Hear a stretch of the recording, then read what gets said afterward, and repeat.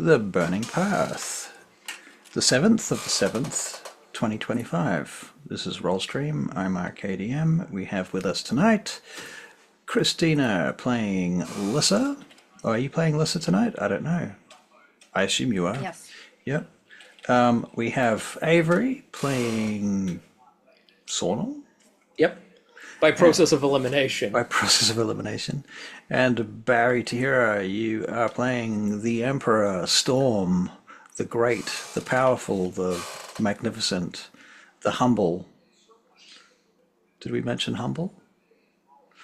So yeah, we're doing a little side quest tonight because one of our players is away tonight, and rather than skipping the session, we're going to come back to it where we left off and continue from there.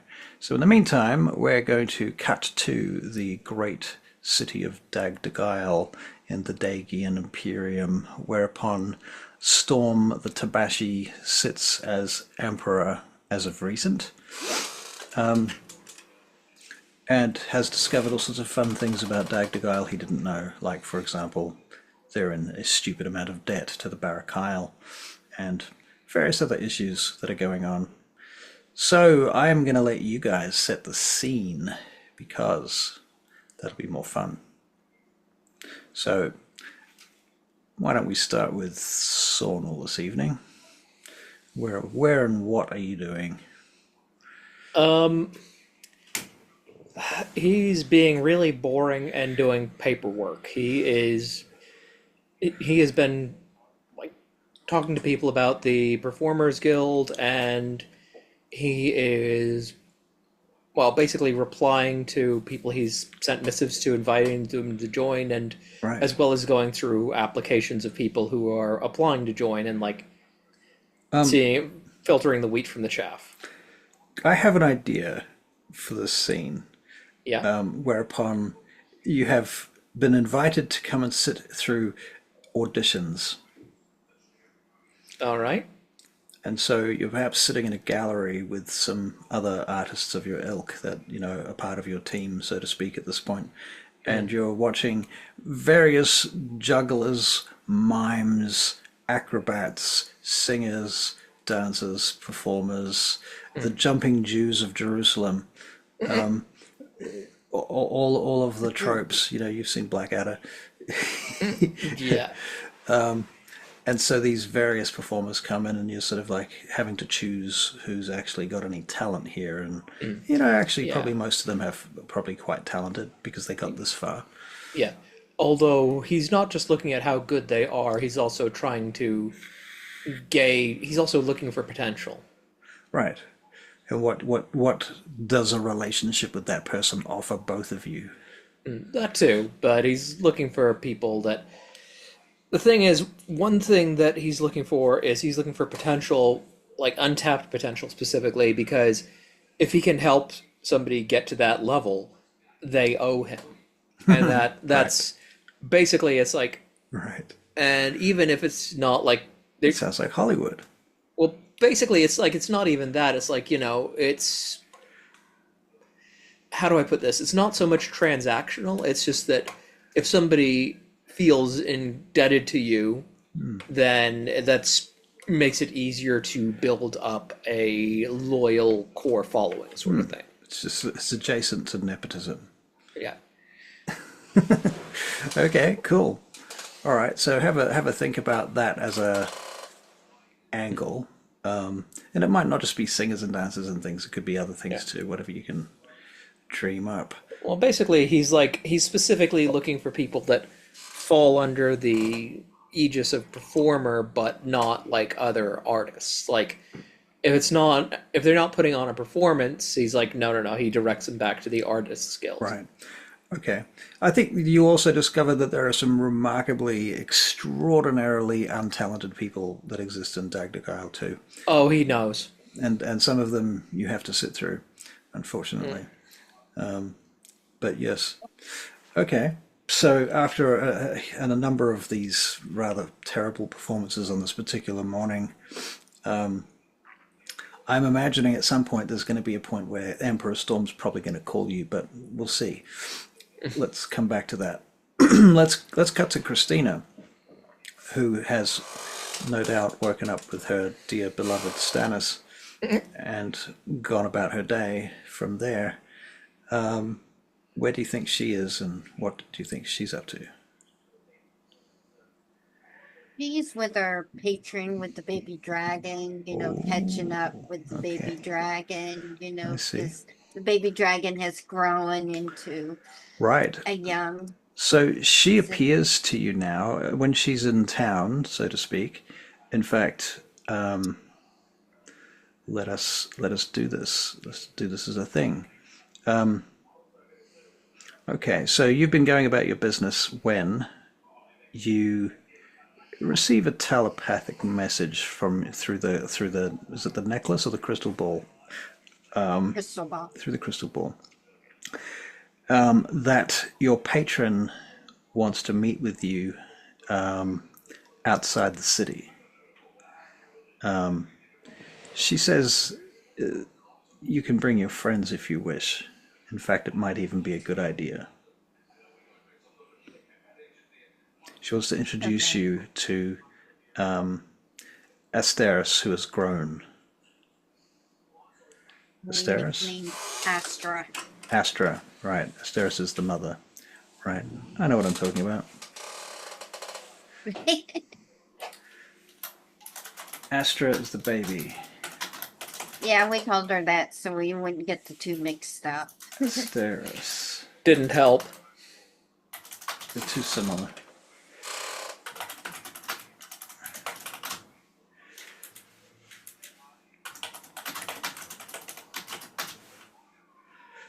Okay. All right. So yeah, she asks you to do that.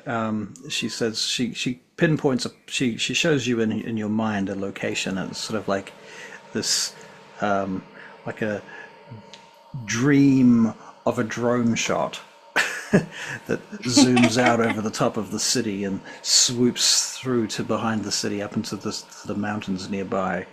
It's a place that will take a few hours to get to without any horses or special transport. So you can expect half a day's travel probably. Yes. In any case, Storm. Question is, would Yeah. we take Emperor Storm with us? Well, that's a great question. That's a great question. Well, I have another scenario for that too. If he doesn't want to come, which is also fine because he is the emperor and he's a busy Tabashi. All the Barakyle really have to do is come in here with fucking laser lights, and they'll just take the city. Okay. I am highly upset at your opinion of my capabilities. It's a simple laser light, honestly. Yeah, Right. Storm would catch that in like 2 seconds. Right. I Yeah, suppose you could yeah. use dancing lights. No, Yeah, now he would- I can get other people to try and get them. And they could entrap you easily with the invention of cardboard boxes. But we must not let them know that. Cardboard boxes and lasers. They'll have this. They'll have Dagdagiel and They'll have to be 30 old seconds. cardboard boxes. They can't be. right. Yes, That musty kind of smell to them. yeah, Right. yeah. I And see. let us not forget the deadliest weapon of all, Right. catnip. So Storm, you arise, and your servants assist you with your clothes and what have you, and you have another magnificent breakfast. And it occurs to you that, my goodness, I'm going to get fat if I eat like this every day. So you're not getting the kind of exercise that you have been getting until now. No, I have been, You have? because unlike the old empress, Yes. I work out with my men. I see. I I see. work out with them. I mean, if I am going to say that my men have to be the best, I have to prove to them that I am also capable. Right. Okay. So I'm guessing you sort of get up and you go and do a training session with Captain so and so of the blah, Yes. And, it could even be Drazan, Yep. so. Yep. Definitely. Okay. Definitely. I go and practice with him So you're going to drill and them. several others because So you discover that you have access to some amazing tutors and trainers and people who have combat experience with all sorts of things and teaching experience, teaching fighting too. yes. So, you can learn things as well as, show the fact that you can do these things. Well, I take advantage of that fact. Okay.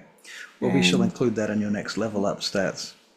yeah, and I also take advantage of the fact that I go and see the boat that I got as a gift, Ah, the ship that I got as a gift. I see. Okay, so when you go to see it, are you going by yourself or Uh, you... I was wondering if the others would like to come with me. Yeah, would you like to send them a message, my lord? I will send one of my people. All right. And So you guys receive this message that the Emperor would like to see you.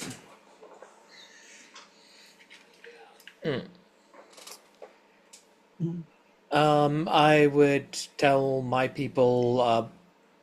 I think we won't do it now, but I think we need to find we need a vice guild leader that Tsornyl would hand off responsibility for watching the rest of the auditions to. That sounds like a plan. Uh, You can give us a name and an NPC generica. I'm imagining a half elf. Half elf. Okay. What did you say his title was? He'd be vice guild leader Nice. Guild leader. or vice guild master. Basically, yeah.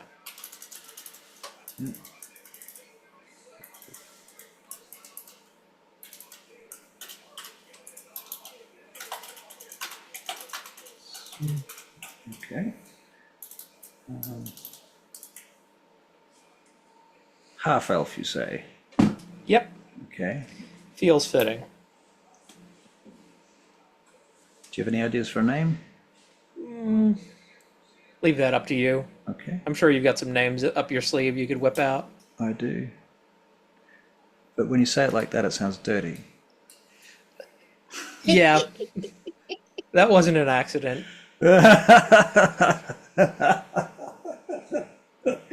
This is bards we're talking about. now I understand why I play this game with all the intelligent intellect that goes around.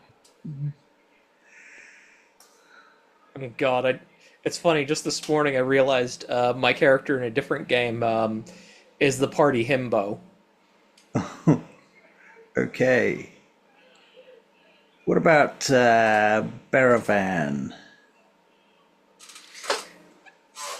Yeah, right. That'll work.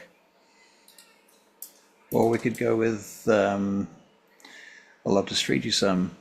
Most of these, this is a mixture of male and female names, and I won't know until I've read it, so I'll just have to read them. Alwyn, Eldorath, Arwen, Eldarian, Ilyana, Thalaran, Thranduil, Thandor, Galadon, Isolde, Ivania, Elarian, Ildria, Galan. Yep. Isolde, I like that. I know that's a female name. Yep, Isolde. Okay, so Yep. this is a female. I'm imagining somebody who was already an accomplished performer, but was just struggling to get to that next level just for various bullshit reasons. Okay. Shall we say they use an elven name, or do they have a Tsornyl, or do they have a human name? Dealer's choice. Dealer's choice. I think there's too many Tsornyls floating around right now, so I'm going to say that That's they cling to their elven heritage, and their last name is going to be Ildruin. Okay. Yeah. I'm basically just Actually, imagining somebody. Change that. Isolde Ildruin sounds terrible. Let's.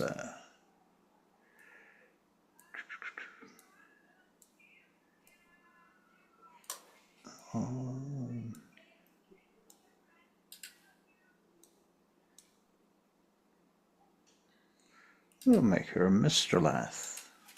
All right.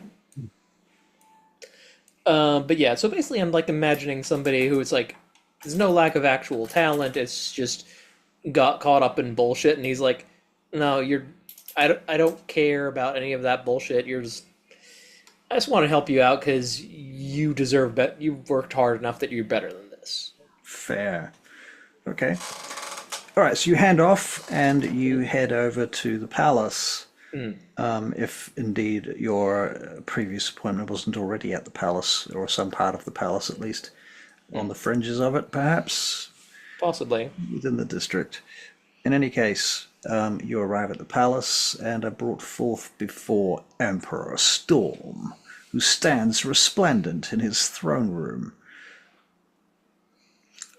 I imagine, I don't know, are you wearing armor today, or you're just wearing your bathrobe? No, I'm wearing armor today. Are you wearing real armor, or are you wearing like gold-plated fucking shiny ceremonial armor that makes you look like the celestial king of the world? No, because I've just been at the. Oh, I've okay, just so been you're, working out with the guys. so you're So dirty and smelly and sort of slightly smell of cat fur and yeah, yeah, yeah. okay. Is it just us, or do we have? Are there other people in the room? If you want to, Russell, Hmm. I can get what's the name? Son? Dennis. Stannis? Dennis.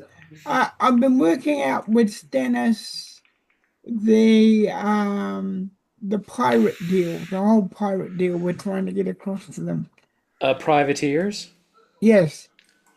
No. Okay. I've been working that out with them because there's an admiral that suggested it. So I want Stannis to talk to him more about his idea, and then he can bring it back to me, and we'll All right. work on that. Well, okay. Well, Stannis is pretty much just doing the paperwork regarding that. And the deal that's making the is part I between hate.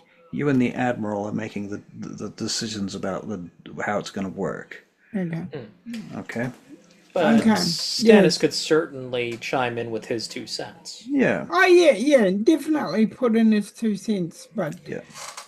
basically he does all the paperwork because he knows what he's doing, and Yeah. I He's know very. how to kill people. You know. If you had to sort of put Stannis in a box, I think he leans more towards the desk job paperwork than towards the battlefield and slaying of foes. Yeah. Okay. So as you walk in, I'm discussing Yeah. with the admiral how we're going to do it, how he sees it being done. Okay.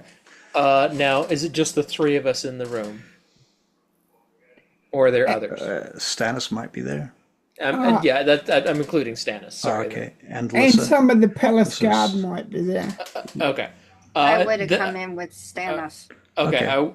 I makes won't sense. do. Or I Lissa had an would've. idea, but I won't do that if there's like guards watching because they might get the wrong idea. Okay. I was going Good, to we'll find out if they get the wrong idea. I was going to use prestidigitation on you. I don't think they'd appreciate me casting a spell on the Emperor. You might be right. Yeah, let's not do that. Your sudden death or their sudden death would not suit me at all. Right. It could be very chaotic. Yes. And we had enough chaotic last week. Okay, so You could, of course, ask if you want him to do it, and then the guards would know that it was going to happen. Yeah, but I feel like that they would I don't feel like they would react well to me asking, so I won't do it. Fair enough. you realize that you can talk to me. I am still me. Right, you are still you, but Yes. Tsornyl is considering considering that you've got political opposition, and he doesn't want to feed that by doing weird shit in front of the guard. Oh, okay. He'll I'll do be weird busy. shit behind closed doors, but no, he's not doing it in front of the guard. He's got appearances. He's got his own. It's also he has his own reputation to think of. All right. So Lissa and Stannis arrive, and they are shown in. They come in from their carriage, and they're sent through to the Megaron, whereupon you find these two and others, and thusly action. Wow, that was very, very quick of you. Well, we received word. We came right away, didn't we, Lissa? Yes. I'm still not used to this whole thing. Stannis, if you could deal with the Admiral here, we've made a little plan. Of course. I need you to take it down for me, and Why don't you come with me, my lord, and I'll take you through to one of the offices, and I can draft up whatever it is that you require. So Stannis takes the Admiral through to the next room. It's only one room away, so if you need him, you can just grab him. okay. Thank you very much for coming. Thank you very much for coming. Now, You're welcome. I haven't interfered in something you're planning, have I? Oh, I do have to take off, and you're more than welcome. My patron has asked me to meet her. It's about a day's ride. Day in it. Have a Okay. day's ride there and back. Russell, Yes. did you get the emblem things I sent you on Facebook? No, I did not. I sent you some pictures I'll have a of what look. the shield should look like. Okay. I thought you might like to choose them. All right. Let's have a look. On Facebook, you say? Yeah.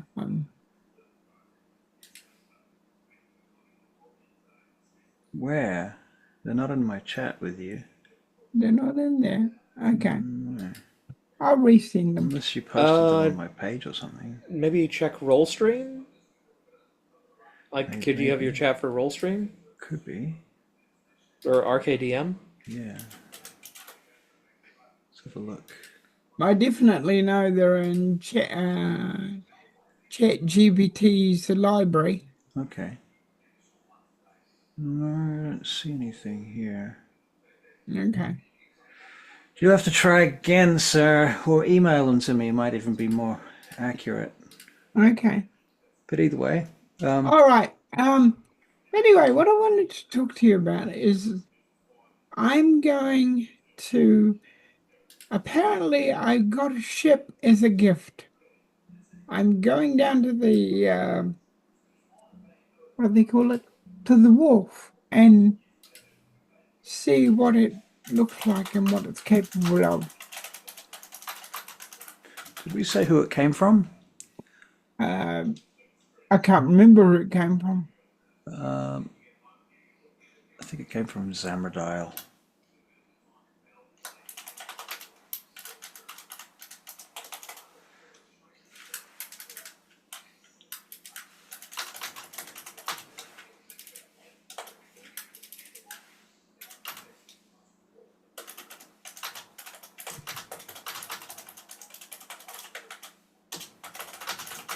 But Yep. if your lady wants to see us, I think we should perhaps go there first. Where would you like to meet? It's up in the mountains. Up in the mountains. That's going to be a slight problem. I have more bodyguards than I need. And my chief bodyguard, she never lets me go anywhere without her.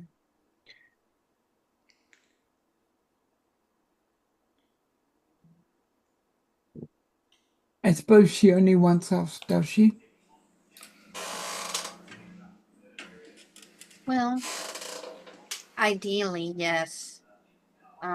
You can come with your bodyguards, and then when we meet her, kind of leave them behind. Good idea. On Good guard. idea. Good idea. And, when are you getting married? When he asked me. Well, it's been ages. Surely I know that. you have Yes. mated and coupled and the next step should come, surely. Yes, you should. I mean, Like I said, when he asked me. he might not be able. I mean, he may not be able to do it 4 times, but I'm sure he's sufficient. Is he not? Yes. I thought he had more stamina. Well done. Well His name done. is Stannis, not Stammus. Anyway, this, yes, so see to our people once we, yeah, never mind. All right, both of you, we'd better get, how am I going to do this? Tsornyl Suggestions, switches please. to Undercommon. I have some ideas, but not in front of witnesses. Of course, my lord, of course. Why don't we discuss this? Why don't we discuss this our options in private? You and you stay there. I don't need you. I've got these two with me. They'll keep me safe. No, I won't hear any arguments. All right. This way, you two. This room will suit our purpose. There is a messenger arrives. Oh, I can never do anything without a messenger showing up. You recognize this messenger is associated with the Zamradial embassy, who are the benefactors of the boat that you have received. And so you were discussing visiting the boat, so they're still looking for confirmation of times and places, you see. So this messenger comes in, and he bows down in front of you, and he goes down on one knee and lowers his head and swoops his cape out like some sort of performative gesture. Excellent. I remember you. My lord, he says, Yes.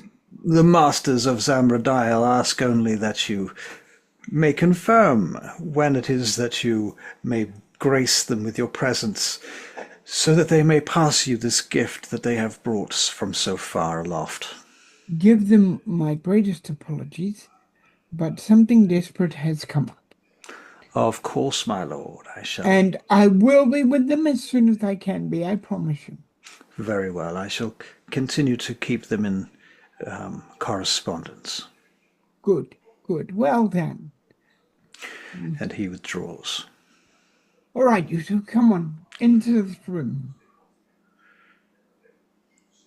Okay, do you two go into the room? That's you, Yes. Avery. Of course. Okay. What happens in the room, Barry? Shut the door. All right, what's your plan? What are we doing? How are we doing it? And when are we doing it? Don't look at me like that, you two. I am not involved in this process. I have nothing to say. Well, that'd be a first time, but okay. All right. But you said you had a plan. A couple ideas. Oh, of course. That was for how to get Storm away from his bodyguards. Well, not- there you are. There you are. That's the one I'm looking for. Go for it. We need... Simple. I use illusion magic to change your appearance, and we have the Nightingale replace you and go about her... take up your official duties in your place. I'm sure she owes you a favor or two at this point. Sounds good to me. All right, let's do it. I can't do it until she gets here. You need to send for her first, and then behind closed doors, I can use the magic to change your appearance. Although we will need to take you out a different door to. I suppose I could always just make you invisible if that would work. In any event, we can get you out of the palace. You can borrow my cloak. I know this spell; it is all right. All right. I will send for her. Hang on. I've got to come out of this room. And Now remember, yes. she does not like being called the Nightingale. You have to ask for her actual name that she goes by. What is her actual name that she goes by this week? This week, oh, that's a long list. I know. But Lady, what's her face, Baleburn. Okay. This is gonna sound really ignorant. Okay. Lady Namara. That's Lady what she Namara. goes by. That's what she calls herself. Yes. Excuse me, as I open the door. Could you ask Lady Namara to join us, please?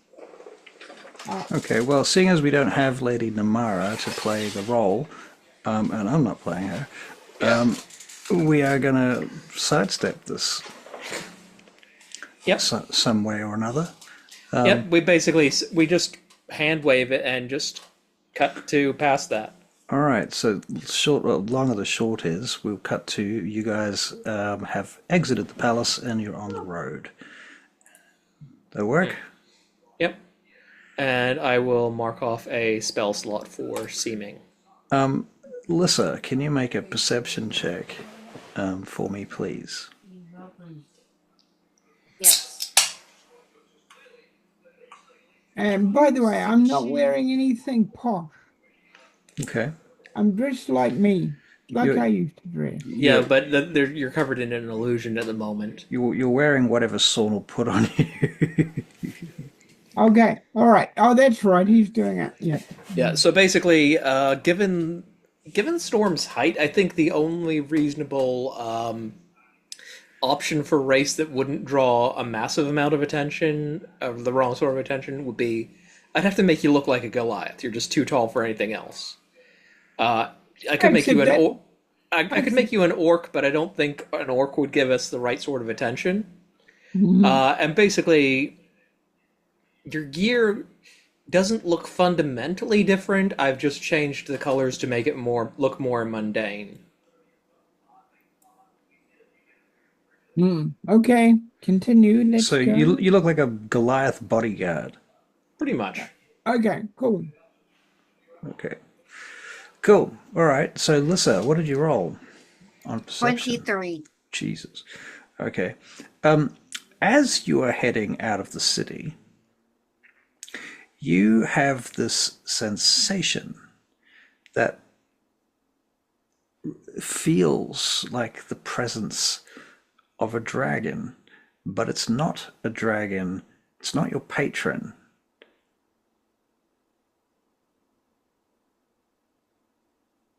It's odd. I feel the presence of another dragon. Is it one you've encountered? You make a know. wisdom check for me, please. I'm going to give you Wisdom. disadvantage though.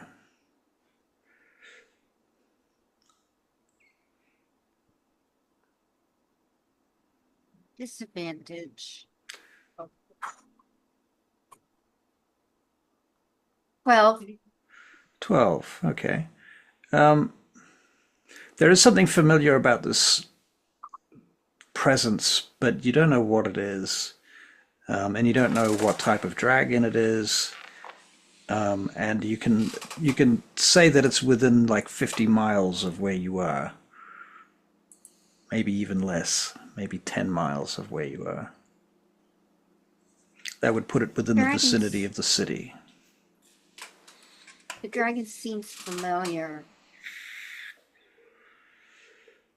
I don't understand why. It is within 10 miles of us, give or take. I don't know what type of dragon it is.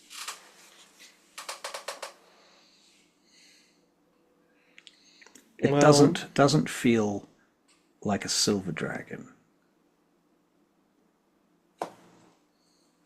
It's not silver. Do they feel hostile at all? You don't know.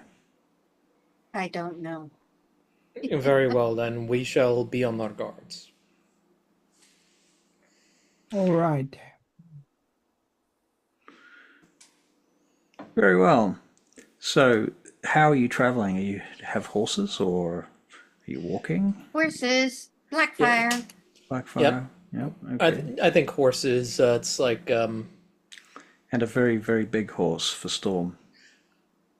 yeah, like imagining we've just like found this giant war horse. Maybe Coxtail. was it Char Sith that's known for horses? Yep. Yeah, Yep. maybe one from there. All right. Very good. So, okay. All right. Now, the only complication I can see there is the Charasith horses are extremely well bred.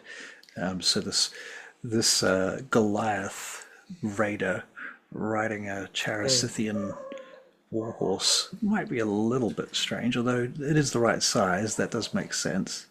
Could be bred Well, specifically the for thing him. is, and the other thing is, if he's dressed like a bodyguard and we look like nobles, Right. it would make sense to have a horse that can support him. Yeah. All right. Cool. Okay, so you guys are dressed as nobles.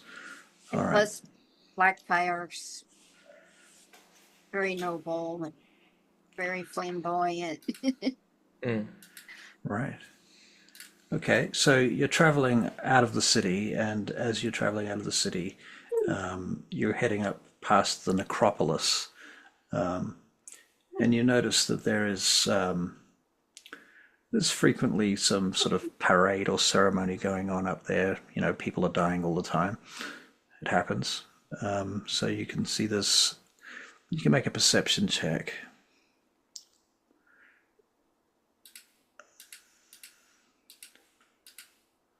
15.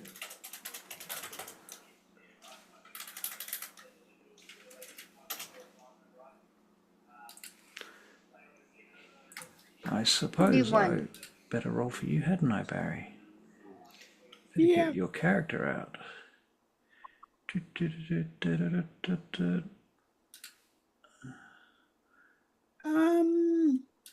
Campaigns.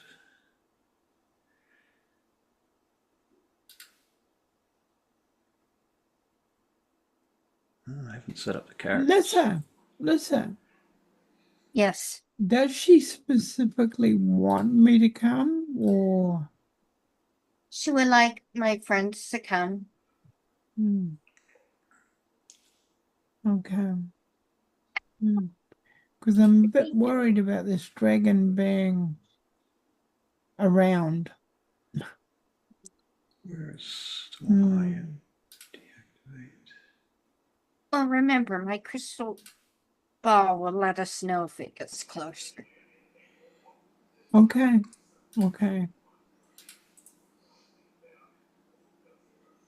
All right then. So we have not Cinder, what the fuck? You haven't set up the characters from last week. I'm setting them up now. Okay. Oh, come on, what are you doing? Is there a way to send a message to Stannis that this thing is around?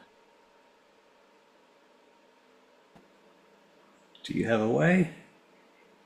Are you asking the others? Can the others? Ding stones? Storm channel. Where's Lissa? Here you are. Activate. Could we send him a message and tell him to? Because he's got the equivalent of my power when I'm not around. So Well, right now, Nightingale is pretending to be you, apparently. Well, we could send it to Nightingale, and she could do for me. What is the thing Just that is to prepare be? in case a dragon does show up near the city.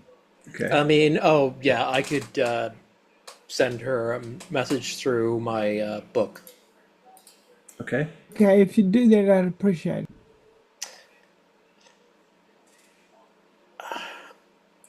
I'll do it now.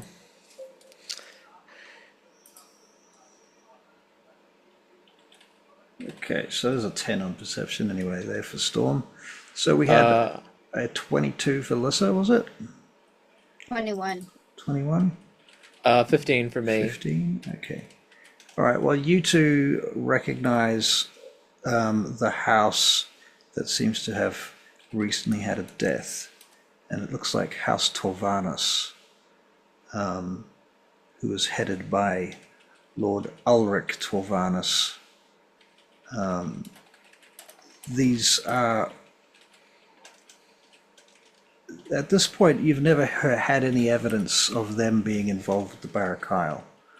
So they seem to be a relatively clean house, so to speak, at least as far as that's concerned.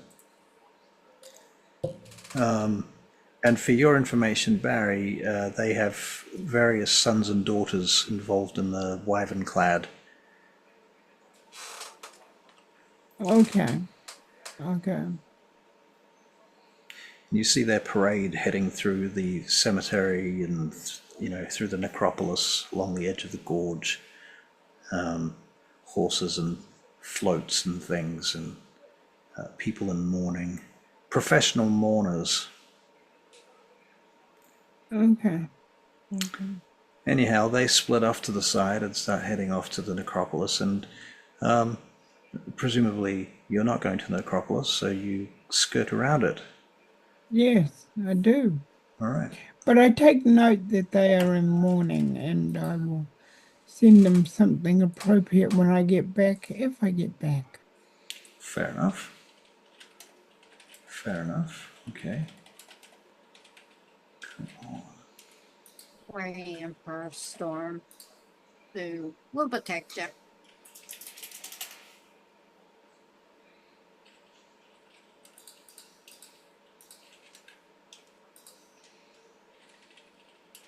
Okay.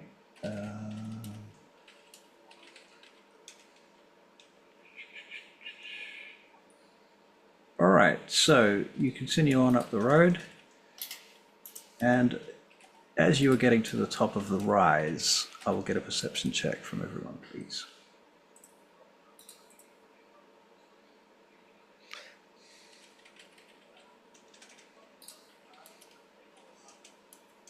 That's an 11. An 11. Okay.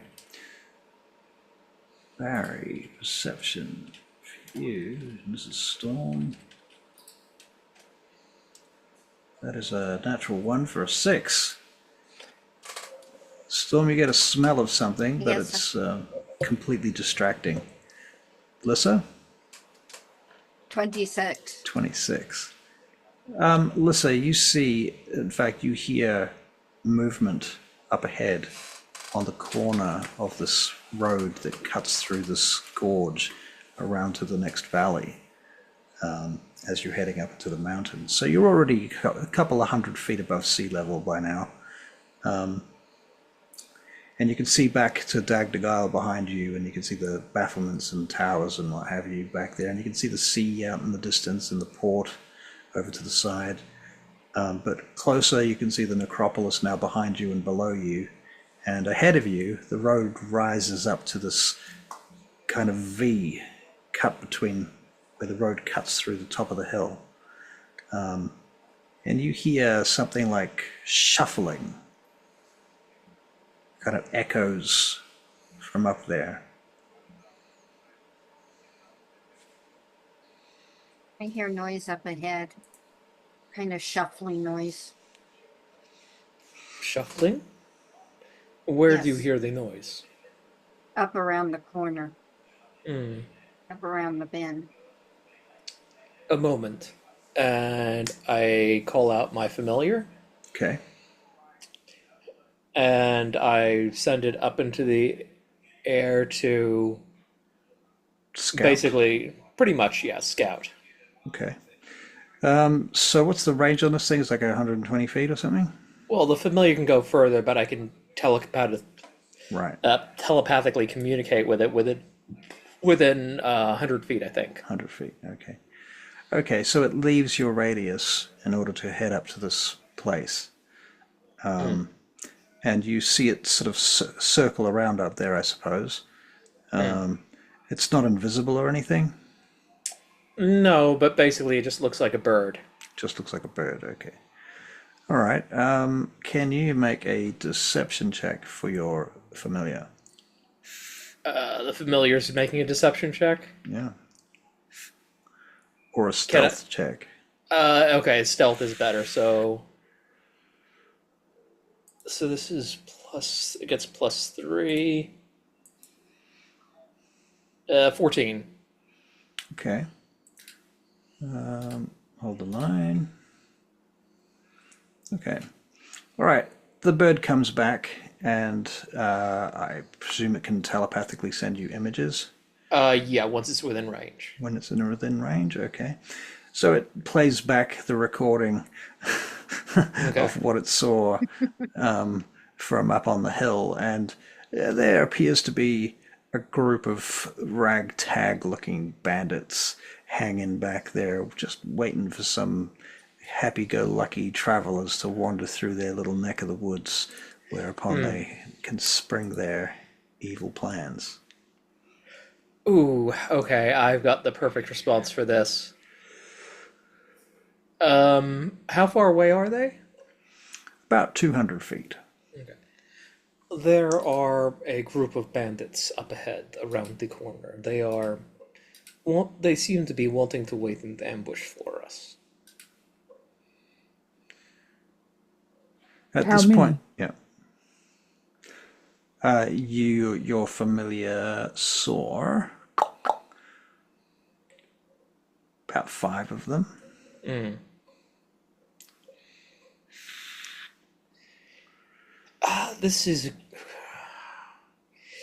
I apologize in advance for what I am going to do, and when we get a little bit closer, I am going to cast a spell. Okay. And is Boots around at the moment? Boots is always around.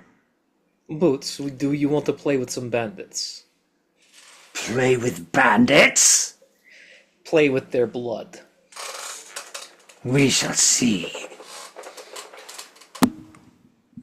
What are you proposing, Tsornyl? I'm proposing I let you go in there and have some fun with them. The fun type of fun you enjoy. Sounds like you're trying to use me to your own ends. Well, I'm on strike today. All right, then I will fight them myself. I thought you might enjoy spending some time on the material plane.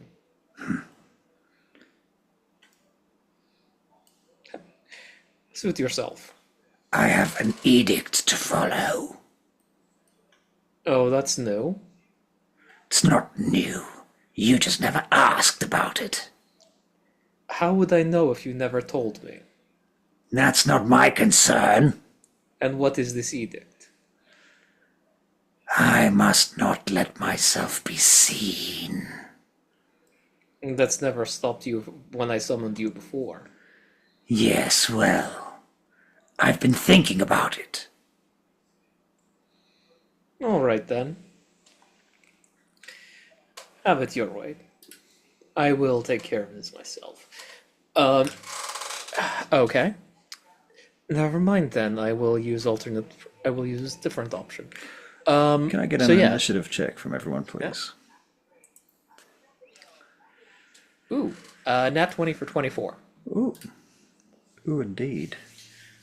Barry, that is a 14 for Storm. 18. 19. And a nat 20 for 22. Did you say 24? Yeah, I get a so because I've got bard levels, I add half my proficiency bonus to any ability check that doesn't That's get fine. proficiency. I just want to know the number, that's all. Yeah. Okay. All right, cool. So, enact your plan.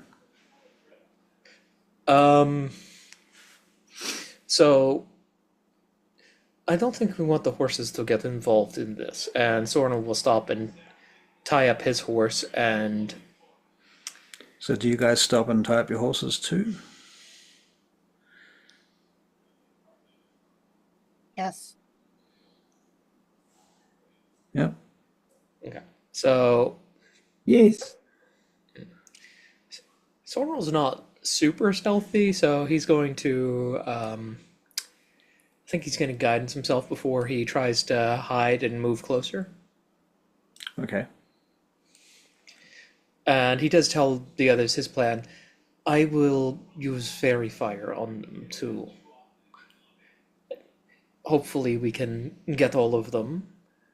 And then Storm, I am sure you are itching to have some fun with those swords of yours. So yeah, so guidance on myself to, and then going to hide and move closer if you don't mind, Russ. Yep. Make a stealth check. Okay, so that is. Okay, that's not great. That's a 10. So, oh well. All right. So as you're moving closer, you step on a twig that goes crunch, quite loudly, and you're like, "Oh, that might have given it away. Could have been an animal. Might be a wild animal." Yeah. Okay. Are you guys sneaking with him, or is he going by himself? I'll do pass without trace. Oh, in that case, the 10 becomes a 20. Okay. And Lissa, you're wearing your cloak. Yes. Okay. All right, cool. So you start sneaking up the hill towards the corner. All right. Very good. You start approaching the corner. Yep, just double checking one thing. Okay, yeah, so. Oh, didn't know that.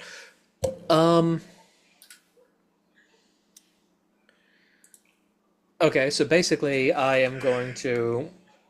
My plan is to Yeah. get to the corner, Yeah. jump out, cast fairy fire on the bandits, then jump back behind the corner. Okay.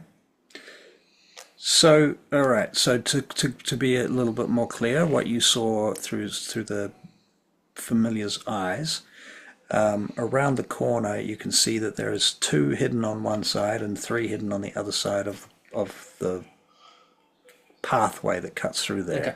about- How wide is the It's pathway? it's about 15 feet wide, but it undulates. Okay. Well, fairy fire is a 20-foot cube. Okay. So how can I get all of them within a 20-foot cube? Yeah, I think you can certainly try. Okay. Basically, yeah. So I am just going to get to where I can see the. Actually, it just says each object in a 20-foot cube within range. So I think I basically just have to be able to see somewhere within where the cube is going. Right. I think you could use a landmark based on what you saw through the Yeah. bird's eyes. So you're like, Yeah. I'm going to hit that stone. Yep. Basically, yeah. And yeah, so they all need to make dex saves. All right. Very good. So dex saves. First one is a 8. Yep, that fails. Second one is a 16. Fails. Third one is an 11. Yep. Fourth one is a 9. The fifth one is a 9. So they're Yep. all fairy fired. Yep, so that means all attack rolls against them are at advantage while I maintain concentration. Okay. So now we have initiative. Tsornyl, you're at the top of initiative. Oh, good. In that case, I am going to Eldritch Blast. Roll to hit.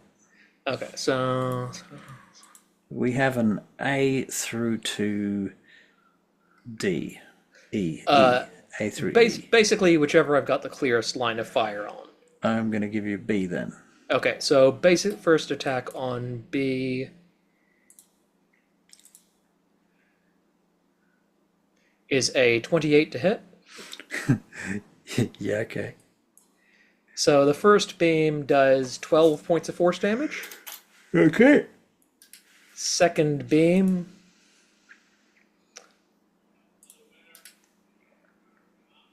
is also a 28 to hit. Jesus. That does 15 points of force damage. Okay, yeah. And final beam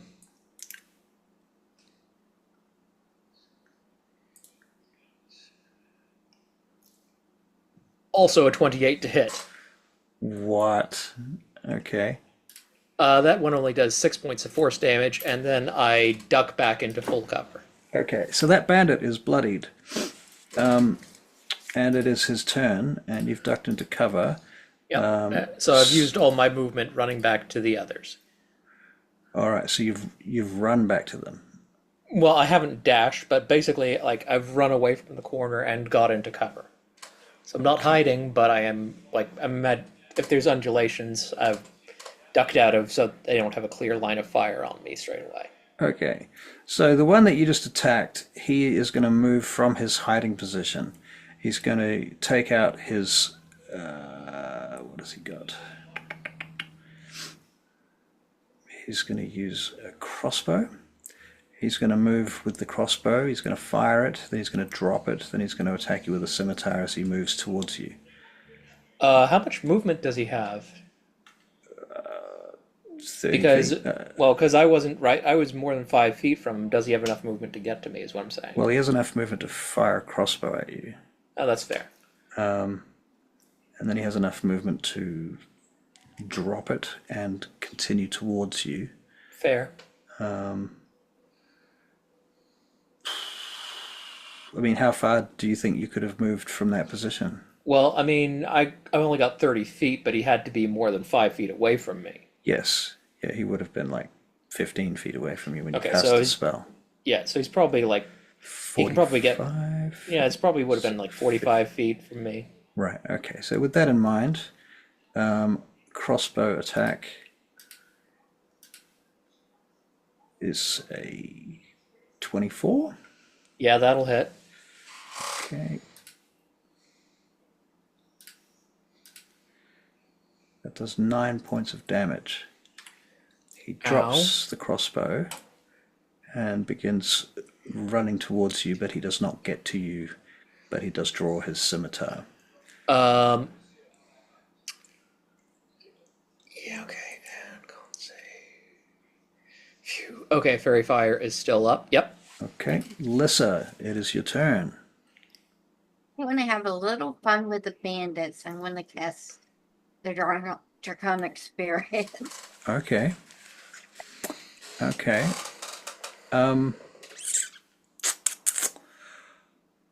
I wanna say no just because we talked about the draconic spirit being the thingy thing and we're Yeah. on our way to hook that up.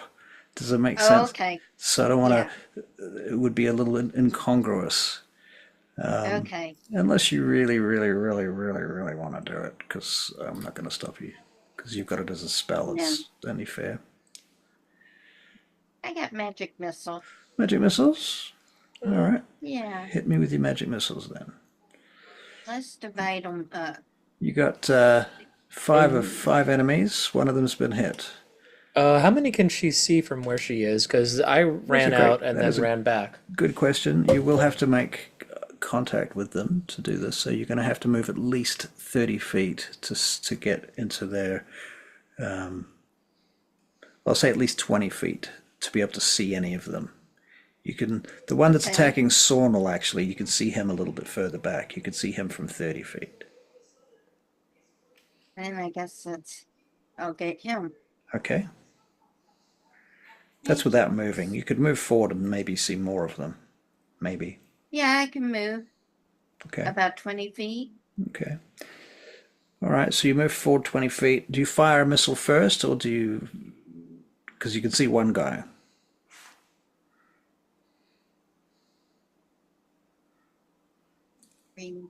All right. How many missiles on this one dude? All right, I got I'm trying to figure out. I got a wand and regular missiles. Good luck. Good luck. Yeah, figuring it out. Dealing with D&D Beyond. Yeah, I'll just use this Okay. for 7 missiles. 7 missiles. Woof.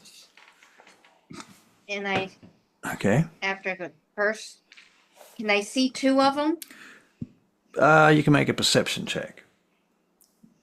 Because they are theoretically hiding. One of them- 25. 25. Yep, you can see at least 2 of them. Yeah, you can see a second one. Okay, divide it up. I'm going to roll for the third one too. You say 25. You can see the third one. You can see the fourth one. Yeah, you can't see the fifth one. He got a pretty high number, actually. Okay, so you can see 4 of them. Okay, All right, magic missile away. First guy, Bandit B. How many missiles? 2 missiles. 2 missiles, all right. Roll me 2 missiles for him. First one.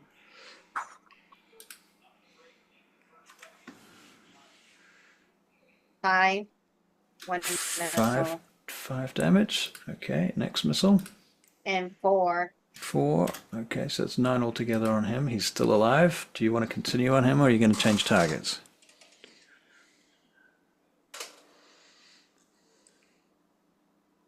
How is he looking? He was already bloodied, so he's now more bloodied than he was. All right, I'll hit him with 2 more. 2 more missiles. All right. Anybody that has time and wants to can make a perception check. That's a 4. I will. 4 damage. Was Yeah. it? Okay, that's still on the same target, yeah? Mm-hmm. Okay. All right, so perception check for Hurricane Storm is it was nearly a natural 20, but it is a 19, which is still pretty good. I got a 22. 22? Okay. You are both aware that these bandits are part of a notorious gang from Dagdagiel. I'll give you a name for them shortly.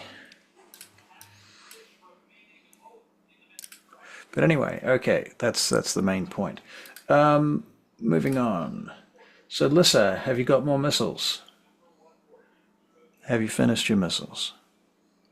I know, I got 3 more. 3 more? Still, are you going to stay on the same target still? No, I'm going to go on the Next one? second guy. Okay, so I'm going to D. give him 3.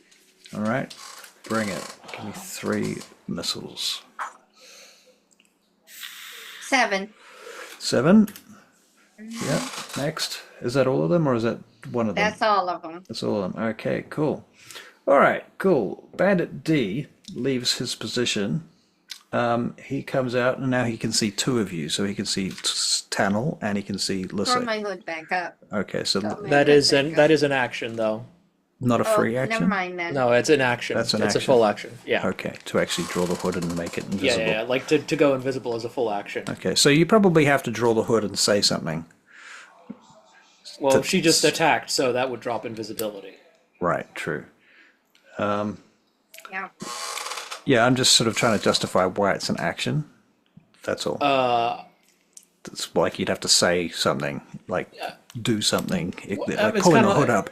Like you can reload a fucking crossbow as like it's not a free action, is it? But it's your It's item an interaction. Yeah, right? yeah. It is because it's a magic item, and a lot of magic items use a full action to activate. Right, exactly. Which is why I'm saying it's probably you've got to Yeah, do yeah. something. Like there's.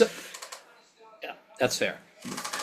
Okay, so all right, so he comes out. He is going to fire at Tsornyl because he can see Tsornyl, but he misses Tsornyl wildly. And at this point, what did we say you were like 45 feet out? Okay, so he moves towards you, but he does not arrive. Storm. I'll come upon them quietly because I got move without train, and I'll position myself at a good aiming position to get anyone I like. So you're going to sort of stealth in there and try and basically be a rogue for a minute? Okay. I'm going to be a rogue for a minute. Pretending to be a use my rogue? archery talent. Okay. So you're a ranger. and, That works. Yep. So make a And- stealth check for you. Yeah. Remember, he's got pass without trace. It's plus 10. So that's a 24. Okay, very good. You get to a good position and you can make an advantaged attack. Well, he's got advantage anyway from fairy fire. There you go. Okay, so Okay. longbow, is it?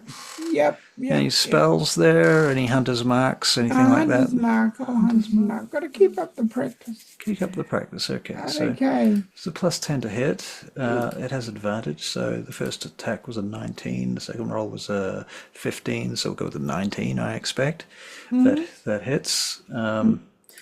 That does 9 points of damage by itself, plus a hunter's mark, which is 1d6 or 2d6 now? It's 1d still 1d6, Still 1d6. but he does. But if it's a bandit that's taken damage, he does get to add a d8. 14. Okay. Assuming you're shooting the one that's already been hit a few times. Yep. Okay, so we're at 14 plus a d8 is another 2, so that's 16. Let's see if that kills him. No, he's not dead. But he does have an arrow sticking right in his neck. He doesn't look like a well person. You think he should probably go to hospital right now. But he's still fighting, regardless. So you want to take your second attack against him, I assume? Yeah? Oh, yes. Okay, so this one does not have advantage because he knows you're Yes, there it now. does. Does it? Fairy fire. Oh, of course. Sorry. Yes. You're quite right. I keep thinking it's because he's stealthing. Okay, 23 to hit. So that does 11 points of damage plus d6, which is 5. So that's another 16 points of damage, and he is dead. How do you kill him, Barry? I just shoot him through his neck again. Okay, so you've got two. It's like... Yeah. Okay. All right. Very good. He is dead. He falls to the ground in front of Tsornyl. Okay, so at that point there are 3 further bandits who leap out, and they each fire their crossbow, this time at Storm, because he's terrifying. So the first one misses. The second one misses, and the third one actually might hit you for a 23. What's your AC, Storm? It is 21. It does hit. Okay. So that's 5 points of damage. Sheesh. Okay, I feel cheated. It's like my 4. I feel cheated. Okay. All right. So they've all fired their crossbows and they've all moved forward in a wave towards you, and they've all drawn their weapons. So they're now in melee range and they've all got swords out. Okay. Okay. So that's their turns, and it is back to Tsornyl. Okay, so they've moved up to melee range with all of us, or just Storm specifically? Well, I'm putting Storm kind of roundabouts where you are. Okay. So you and Storm are sort of side by side as I yep. see it. Just to keep Okay, things yep. simple. Okay, so first off, I am going to bonus action. Where is it? I'm going to bonus action, Mantle of Inspiration. So everybody gets 5 temporary hit points, Okay. and we can use our reaction to move up to our speed without provoking opportunity attacks. And I don't think any of us want to be in melee with these bandits. Okay. So we can all use our reactions to move. Okay. So I'm assuming we all move away from the bandits. Do you? Yes. I mean, to be fair, Storm was away. firing arrows, weren't you? So you probably didn't move up to where Tsornyl is, to No, be, I to be was about honest. to tell you no because Okay, but and this okay. is Within Storm. 20 He's an feet. idiot. Okay, basically, what I'm trying to do is I'm trying to get us away from the bandits because I have something else lined up. So basically we're not in melee with the bandits, is what I'm getting at. Is that correct? It is now. Okay. And how many bandits can I get within where is it? A 20-foot radius. You can try and get all of them. Cool. What's it for? I need them all to make intelligence saving throws. I need to know what they're rolling for. It's called synaptic static. What does it do? It is you choose a point within range and cause psychic energy to explode there. Each creature in a 20-foot radius sphere centered on that point must make an intelligence saving throw. Okay. So 13, DC is 19. 4, 10, 10, and 9. So they all fail. Okay, so they all take. The first thing that happens is they each take 24 psychic damage. Woof. The second thing that happens is because they all failed, Yeah. whenever they. So for the next minute, they subtract a d6 from attack rolls, ability checks, and constitution saving throws. They do get to make another saving throw at the end of each turn. Okay. And it's not concentration. All right. Wow. Okay. Scary. Okay, is that your turn? Yep, so, and I will also use my movement to move away on top of the reaction. Okay. Okay, so as I said, the first bandit is dead with arrows in his neck, so he is no longer an initiative. Lissa is up next. I've been dying to use this spell. Incinerary cloud. Incendiary cloud. Uh-huh. Okay, so 20-foot yeah. cloud. And 20-foot spear. Okay. Yeah. 20-foot, it'll be 20-foot radius. So like Yeah. 40-foot diameter. Really? So Okay. they need to make dexterity, Dex saves. Okay. dex saves. Okay, so dex save number 1. Oh, he gets a 25, natural 20. Dex save number 2 is an 18. What's the DC? 18. 18, so that passes just. They still take half damage. Okay, fair. Third one is a 17, so he fails. Fourth one is a 17, he fails as well. And last one is a big fail with a 7. Okay. Roll your damage, Damage. Christina. Yeah. 44. 44, okay. So some of them take half damage. And they are bloodied. So 2 of them are bloodied. 2 of them are, what do you say, 44? Yeah, 4-4. 2 of them are dead. Well, I mean, over 2 turns, they just took 68 damage. That'll kill most people several times over. True. Wait till I explain this encounter to you later. Okay, so Lissa, you've cast a spell, you've killed 2 of them, you've bloodied the other 2. Is that your turn? Do you Have want to you use got- movement? You got more? I can misty step. No, because you cast a leveled spell. No. You cast a spell with your action. A leveled spell with your action. So you can still you're not in melee range, and you can Her walk Misty away Step from is based on her staff, though, isn't it? It doesn't matter. Doesn't In matter? 5e 2014 rules, if you Okay. cast any spell with a bonus action, you can't cast a leveled spell on with a net. You can only cast cantrips with your action. Okay, fair enough. Okay, so one of the surviving bandits, he is going to make a wisdom saving throw. He's in the cloud. He is, and he starts shouting, "Call it off! Call it off! I surrender! I surrender! I give up!" Storm. Hang on, so it's 6. Storm's turn. Okay. Does he end his turn in the cloud? Because this lasts for lasts for a minute. He will try and get out of it. He will try Okay. and run out of it if he can. Okay, he would need to. I think. Yeah. So basically, yeah, it's a 20-foot radius. So if he's in the center, he could probably get out of it. Yeah. Yeah, okay. So he runs out of the cloud, but he's shouting that he's going to give up. Does he seem sincere? You can make an insight check. Because I can move it. 19. He does seem sincere to you, yeah. He seems sincere.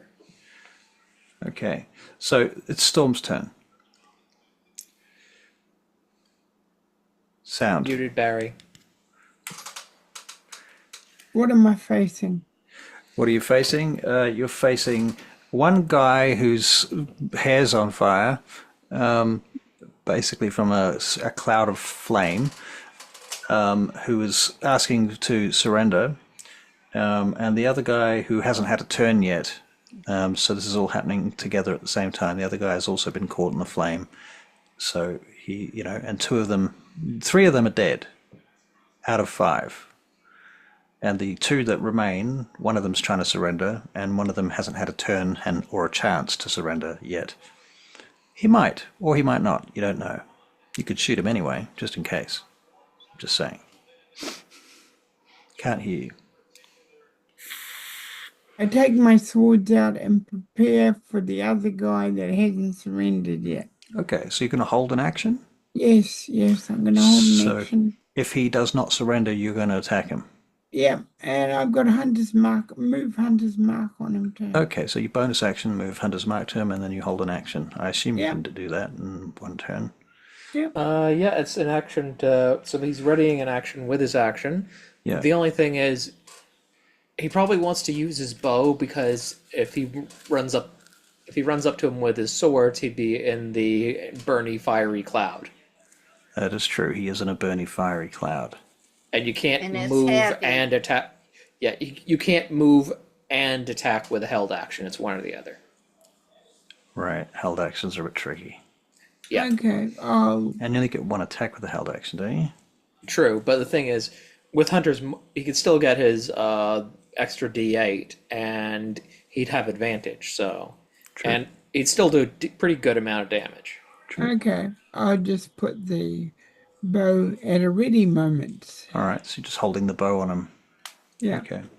All right, very good. That's Storm. All right, so this bandit is going to make a wisdom save. See how smart he is. He is pissed. He is hurt, and he's angry, and he's pissed, and he is not surrendering. He instead is going to charge you, Storm, and that triggers your held action. Yep. So let us take a shot. With advantage from Fairy Fire. Okay, thank you. Yes, good reminder. Okay, that is a 19 to hit, so that hits. Damage, longbow damage is 9 points of damage. And you're going to add Hunter's Mark to that. Yep. Which does a further 6 points of damage. I rolled maximum that time. And a D8. And a D8. Which is just enough to kill him. So that's 6 damage. He had 4 hit points at that point. So yes, how do you kill that guy? I just shoot him through the eye. Okay.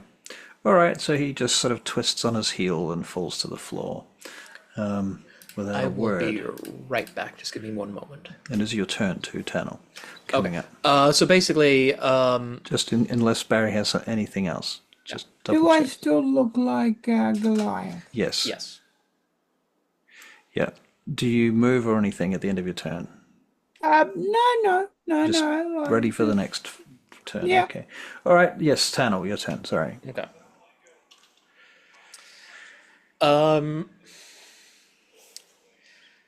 We accept your surrender. All right. He goes down on his knees and says, "Please don't kill me! Don't kill me! It wasn't my idea." Whose idea was it?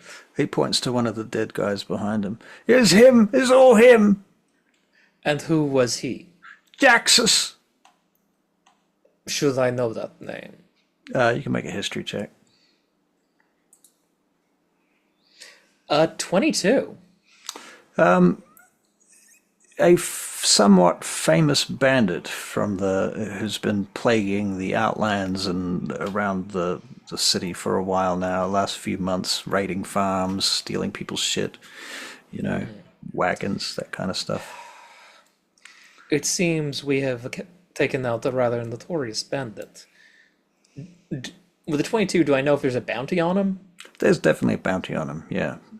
Do we need to take the whole guy, or just like A head. something? Yeah. I'll drop off the head for you if you like.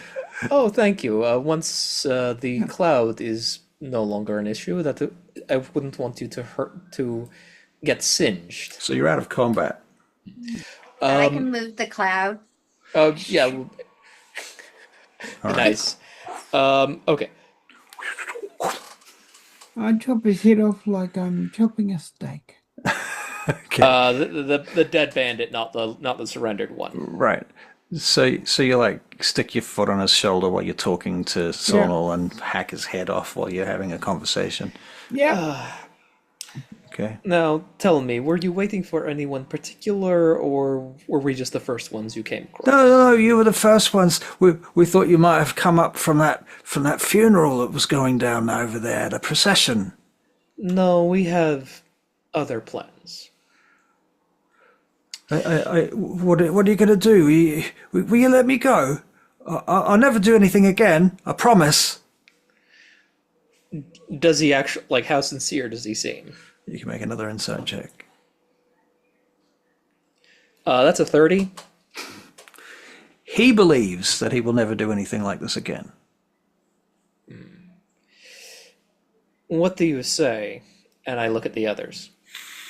He does appear to be sincere. I believe we may have scared him straight. I think with what was it you rolled? Like 27 or something, 30 you said. 30. I got 19 plus 11. Okay, so you're so insightful that you can not only tell what he feels about it, but you can tell from his whole life story kind of flashes in front of you. I don't think I see his whole life story, but I think I've seen enough people like him. Exactly. The point is that it's quite unlikely that he's going to straighten his life out, mostly because he associates with all the wrong people and hangs out in all the wrong places, and he doesn't know how to be a normal person.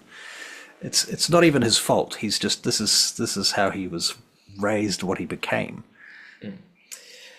I will do you a favor. Are you able to enter the city of Dagdagiel? Yeah, I know a way in.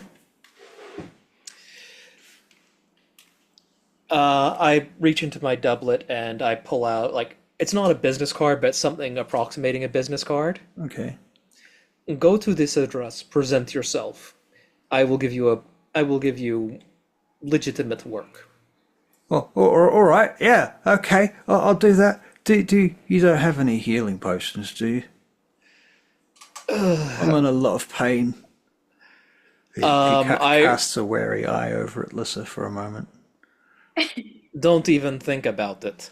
And I am giving you a chance to turn your life around. No. Do not waste. No. I wouldn't think of it. I surrendered. I told you. I understand. Very well. And I am going to cast Healing Word on him. Okay. So that is 6 hit points back. Okay. Not a lot, but it's like he's just seen me cast a bunch of spells, and I've offered him a job. Right. Very good. Okay. So Now, yeah. and I suggest that you try very hard to take hold of this opportunity and leave this life behind. I'm gonna make another wisdom save. Can I make a persuasion check Yeah. to try and get him actually get him to take this chance? Yeah. That's a 29. Wow. Okay. All right. I'm going to give him advantage. Wow. Well, his wisdom save went from a 2 to a 19. So Yeah, you're quite convinced that he is very likely to take this moment to be what do they call it? A teachable moment. Yeah, like basically he's been given a chance to turn his life around, and he's actually sincere about taking it instead of falling back into the same old habits. Right. That seems to be the case. Okay, so combat is over, Okay. and you've got 4 dead guards, or sorry, bandits, and one of them has no head because it's currently residing on Storm's belt or something. I don't know. In his It's on my bag. belt. Ahem. I have a question I want to ask of you Who is this for? for the Oh, for the criminal. bandit. Yes, sir. Okay, what have you heard Yeah. about the new emperor? How Oh, does your gang feel about the new emperor? I don't know. We don't know much about this new emperor. I heard he's supposed to be a tiger or something from far away. Nobody believed it, but everyone keeps saying it's true. I haven't seen it for myself, so I don't know. Might be true. I doubt it, but it's probably some man in a mask, I reckon. What do you reckon? Do you think? Probably, I think you're right. I don't know. So, your little gang isn't thinking of perhaps assassinating the emperor. Don't think that we'd get very far with that, mate. We Oh, can't even get inside the city gates without sneaking around in the fucking sewers. been there, done that. Yep. Okay, thank you. You're welcome, I suppose. Just take this opportunity, because you won't Yeah, get it yeah. again. Right. Okay. Well, I'll best be off then, eh? Good, yes. And he runs off into the fucking countryside. You just see him trailing off into the long grass and the trees, and he disappears behind you, heading back towards Dagdagiel. I'll be keeping an eye out on you. So, short story, Tsornyl, Storm, and Lissa have given him another harsh warning, and he's run away. He's headed Yeah. off Yeah. back to the city. Okay, Yep. cool. Very good. So, thusly, I assume you plan to continue. Do. All right. Retrieve the horses. and Retrieve the continue horses. our work. Continue your journey. Very well. As you get outside the city, you are now about 20 miles now outside the city. Been traveling for a while, most of the day. Lissa, you can make a new perception check.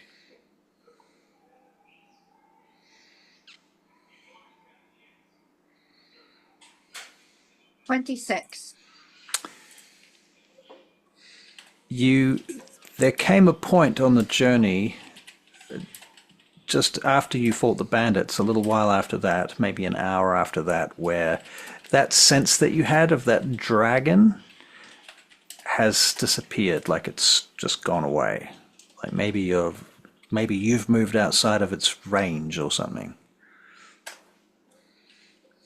Or maybe it's moved outside of your range, or maybe it's cast a spell, or maybe it's turned itself into a ant. I don't know.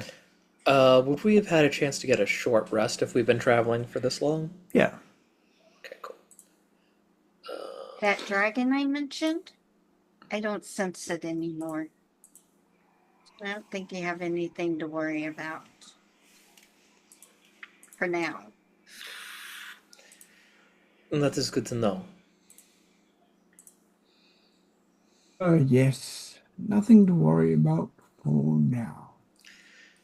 I would be good if we knew what type of dragon it was.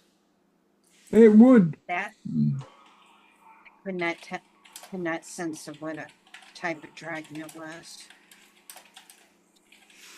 Okay. So you travel onwards, and as you do, the weather seems to be quite clear and cheerful. It's a late autumn day, and very crisp. The air is a little chill, but it's cool in a way that it's sort of very comfortable, if that makes sense. One of those perfect days. And you rise up into the cooler air as you're traveling up into these mountains, and you wind up through these old roads. You go past a number of small farmsteads and what have you, and you break through the trees, and then you get to an area where there becomes fewer trees. It's a bit rockier.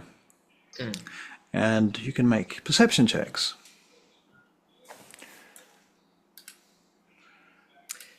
10. Storm, you got a 20. Not natural, but still 20. Lissa, that would be a 526, was it? 23. 23, close enough. See, I wasn't far off. Okay, so Lissa, you see it first, and then Storm, and then Tsornyl. You notice that there is something that looks like a dragon shrine cut into the rock on the side of the road, further up ahead. And next to it, Lissa, you see some stairs that wind up into the mountain. Now, the other two don't see the stairs, weirdly enough.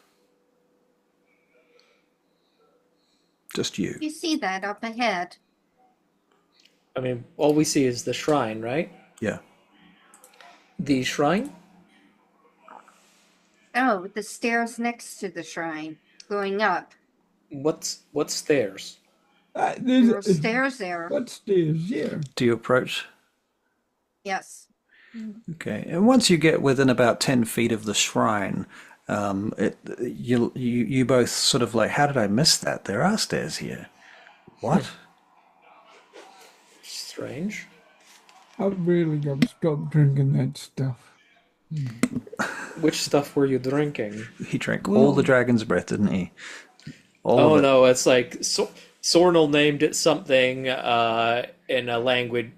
The stuff Tsornyl brought, he named it in a language that Storm couldn't even hope to pronounce. So there's no way Storm's getting it out of that bag of holding. Well,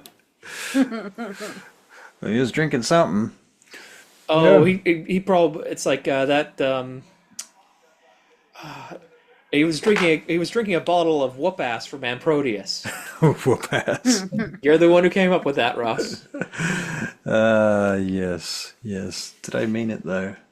Yeah. Too bad. I'm also reminded of the You didn't Amprotean know. tree folk that you once came up with. I don't remember that either. The hell? Okay. All It right. had to do with Spartan kicks. Must be okay. that new brand of whip-ass thing they got.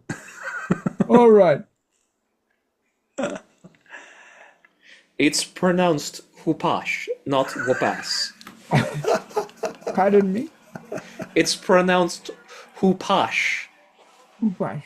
It's from Saxoxylene. Remember, there was No, one. no, There was no, one I of like, the I like whip-ass. It sounds so much better. At least that's how I felt last night. Okay. until this morning, and when the hangover hit. The young slave girl. Yes. Yes, well, anyway. I'm All sorry, right. what? Let's continue. Let's continue. Easy there, Epstein. I mean, you're the emperor, but rumors. The storm tapes. Oh, Storm how else am I going to diaries. find out if my people and your people can mate? Storm could set up a commission. I have. Oh, Jesus. I mean, to be fair, there wouldn't be any shortage of volunteers. There's always somebody who's into that. That's true. Just join the local furry society. Oh, I was thinking of the monster aficionados, Right. but that too. Right. Okay. Right. Okay. So you've seen the stairs, the shrine. Would anyone like to make an investigation check? Yeah, Yes. I will. Investigate Definitely as well. investigate as much as I can. I can 17. tell you were all very investigative. That's why you all asked me to make an investigation check. Yeah. 23. Oh, Barry, that's a 19. Crikey. Mm. So we got a 19, a 23, and a what? 17. 17. Okay. All right. So very clearly, this shrine has been recently. Oh, Barry's was a nat 20. Was it a net? Wasn't it? It was a net 20. Was a net 20. Okay. I was thinking, how could Barry have a positive modifier on Right. investigation? Because it's not a stat he normally Well, it puts was anything from the into. Whoop House and the Young Virgin, yeah. You're going to start some terrible rumors about your. I have Storm. I have told you that whole thing about drinking out of a maiden's belly button. They don't actually do that in Saxaxalim. I've looked into it. Hey, don't knock it unless you've tried it. That's what I'm telling you. Don't knock it unless you've tried it. I did in one of my past lives. Do you see how power corrupts? You see, the girls like it because I have little bumps on my tongue. That sounds unpleasant. Oh, to her it was. This is like, seriously, you two?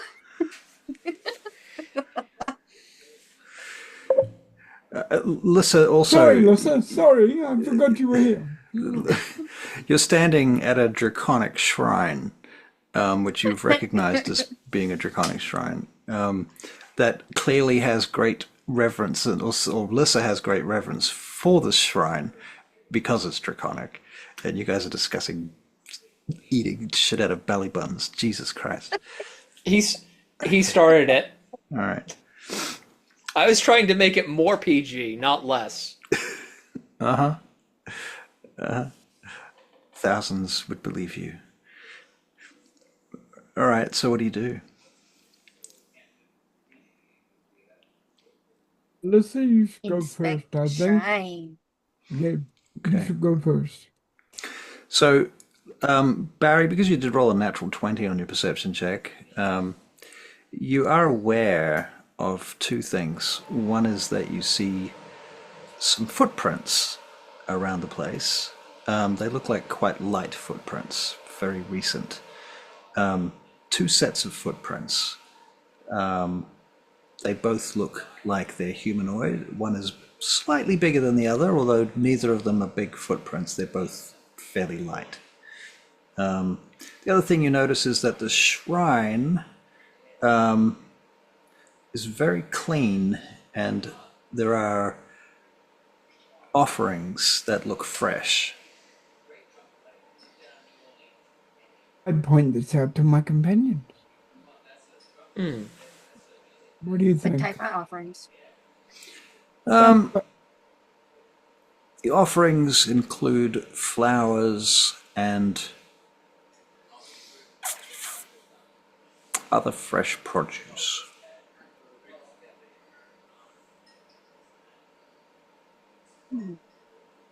Possibly even some milk.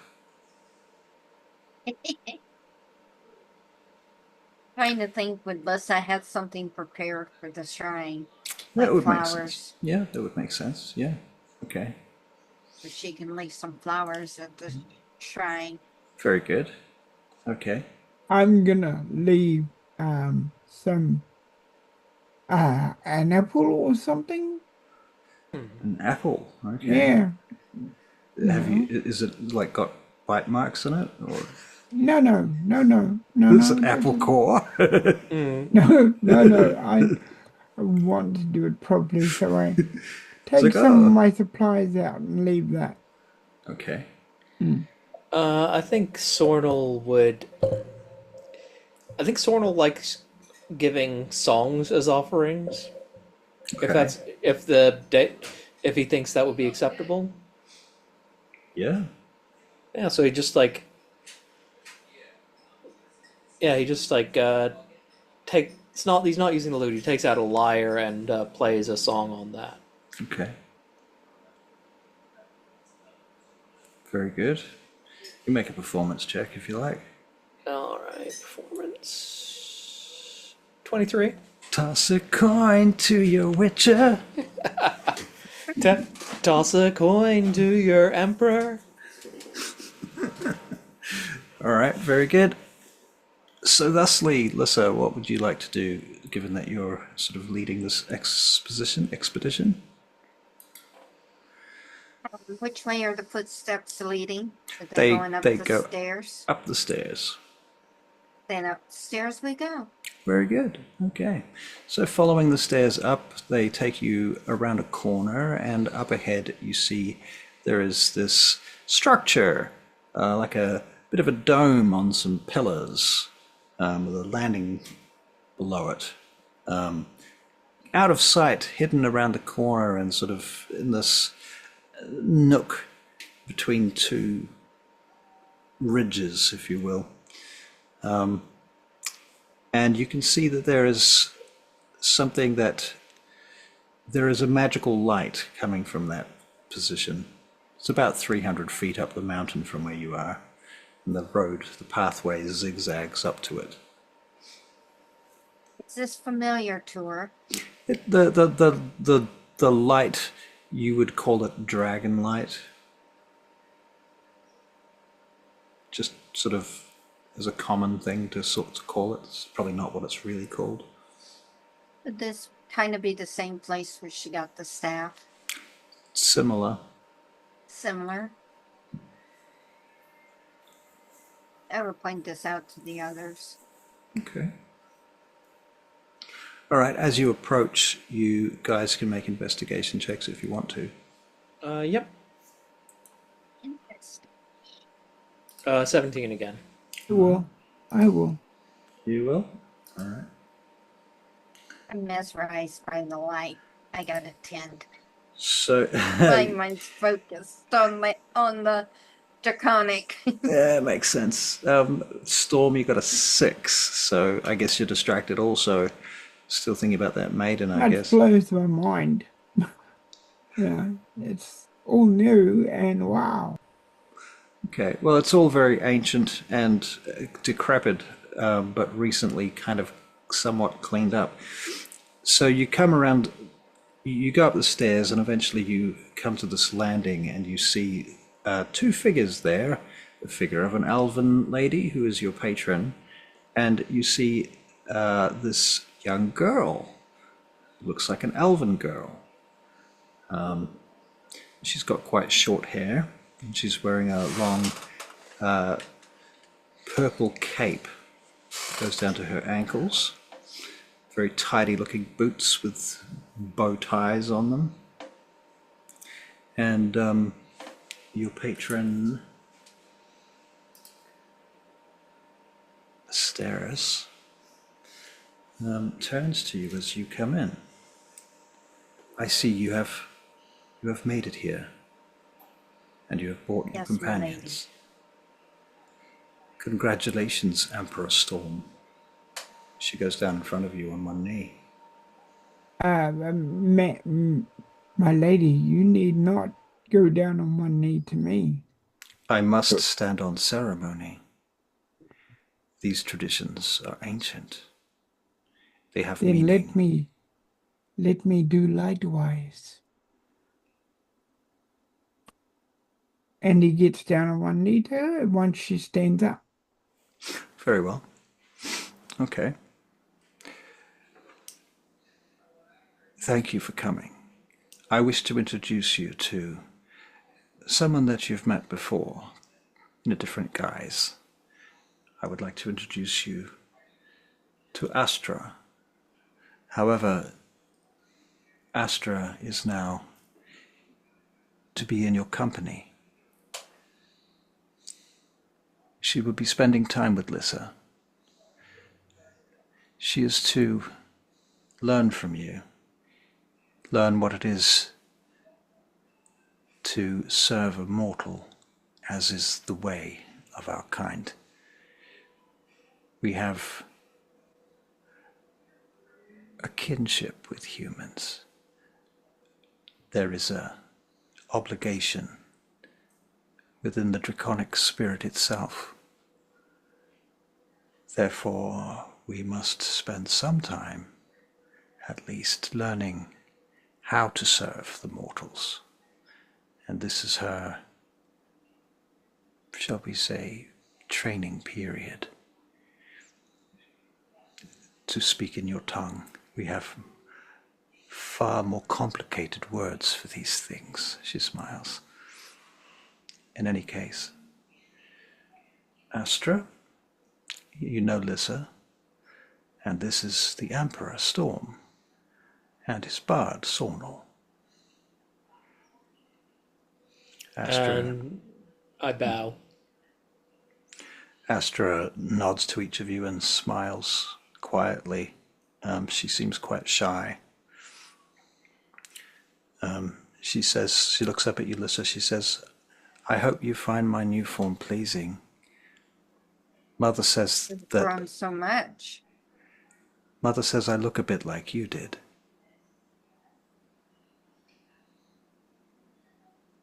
You're quite beautiful, and you've grown up so much since I last saw you.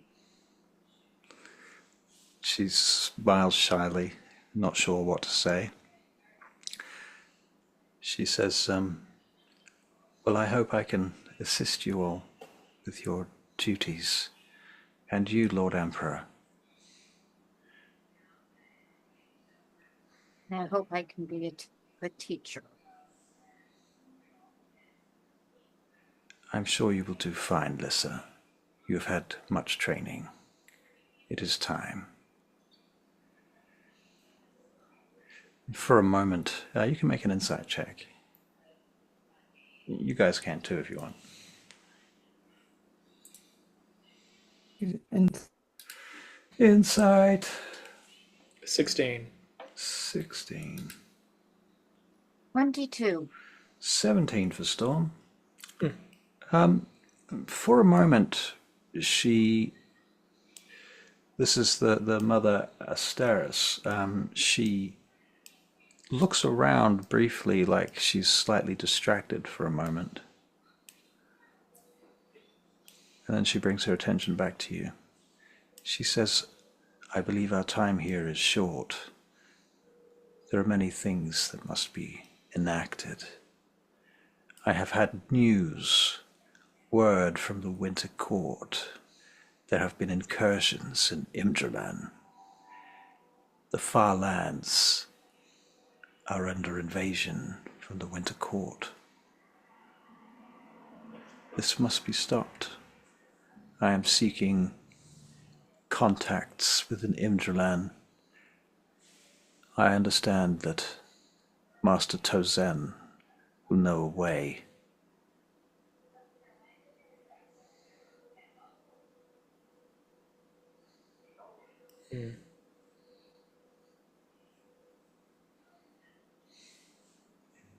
So I hope then I can leave Astra with you and she will be safe. Yes. I will keep her safe for you, as I have done before. I will do again. She nods deeply. And Emperor Storm, do I have your tacit agreement that you will protect my daughter? with all my heart and all my mind and all my soul. Good enough. Most excellent.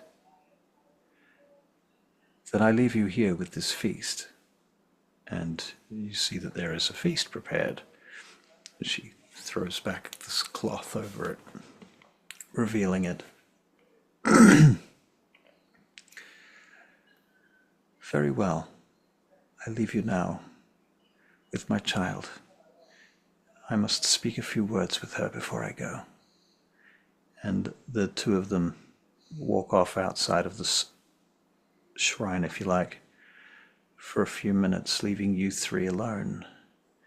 Do you have anything to say to each other or anything, or just hang out? Tsornyl's not going to show his hand, but he is going to ask the others, tell me, do you know the name Tozen?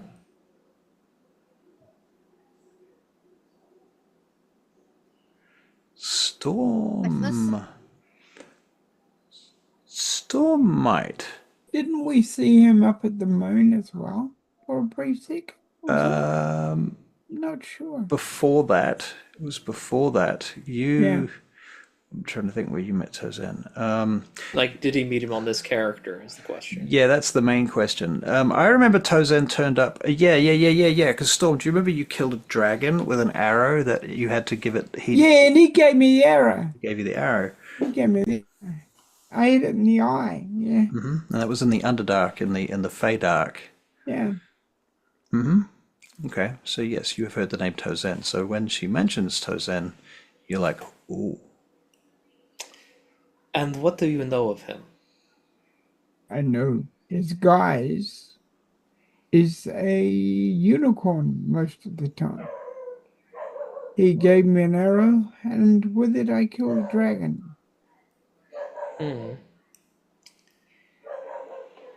Interesting that you have encountered him. And Tsornyl just like does not elaborate on that at all. And what is a feast without music? And he then just basically starts playing a song. Okay, before anybody can ask any questions, Yeah, it's like let me drop this bombshell. Oh yes, and I'm going to play this tune. well, the thing is, he's kind of like the problem is he doesn't know when he's being observed, and he doesn't want to tip his hand against like to people like Boots. Right. Yeah. So yes, basically no, he's just performing. Because Boots is people. Boots thinks he's people. Tsornyl disagrees, but Boots is good at making arguments. Right. Not debates, but just he's good at arguing. Incidentally, since the point you got to the shrine, Boots, not a sign. But the thing is, Tsornyl is aware that Boots can sometimes read parts of his mind, so Yeah. he's trying to like not dig into that too much. Yeah. Fair enough. You do have the impression, though, that Boots just can't enter this space. So, all right. Yeah. Lissa, Yes. where do you plan to stay with the child? Same place we've been, or at Lady Mahador's. See how Stannis reacts to taking care of a child. By the way, we're getting married, but I didn't tell you, but we've got a kid now. It's like, yeah, this is our. We've already adopted a child. Hope you're ready for that. Yeah. Yeah. I adopted a An child. elven child. Right. Just, She's probably older than you. Just so that you already know, Lissa, you can come with her at any time. Thank you. And you can teach her to climb that tree. Oh, yeah. Tree climbing.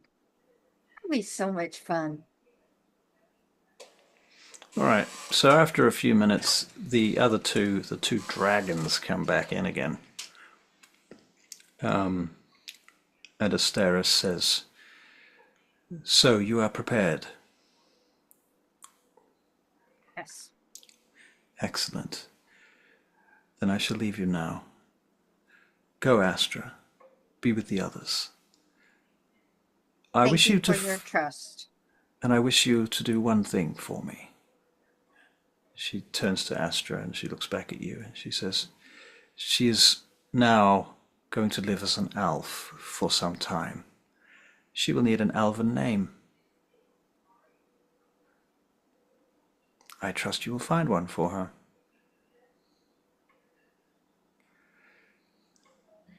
Will do. Very well.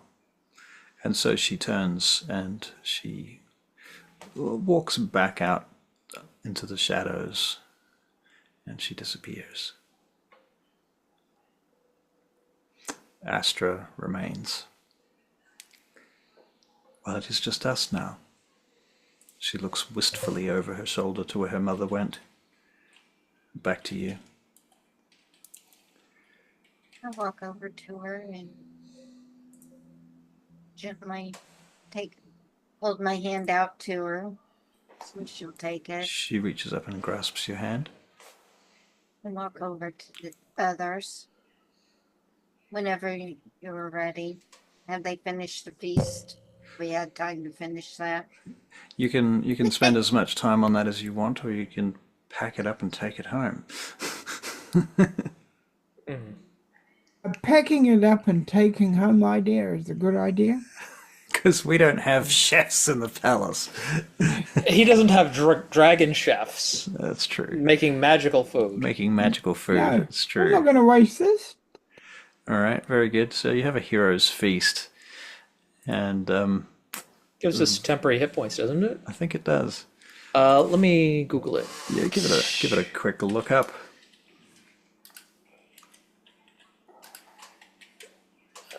So great feast.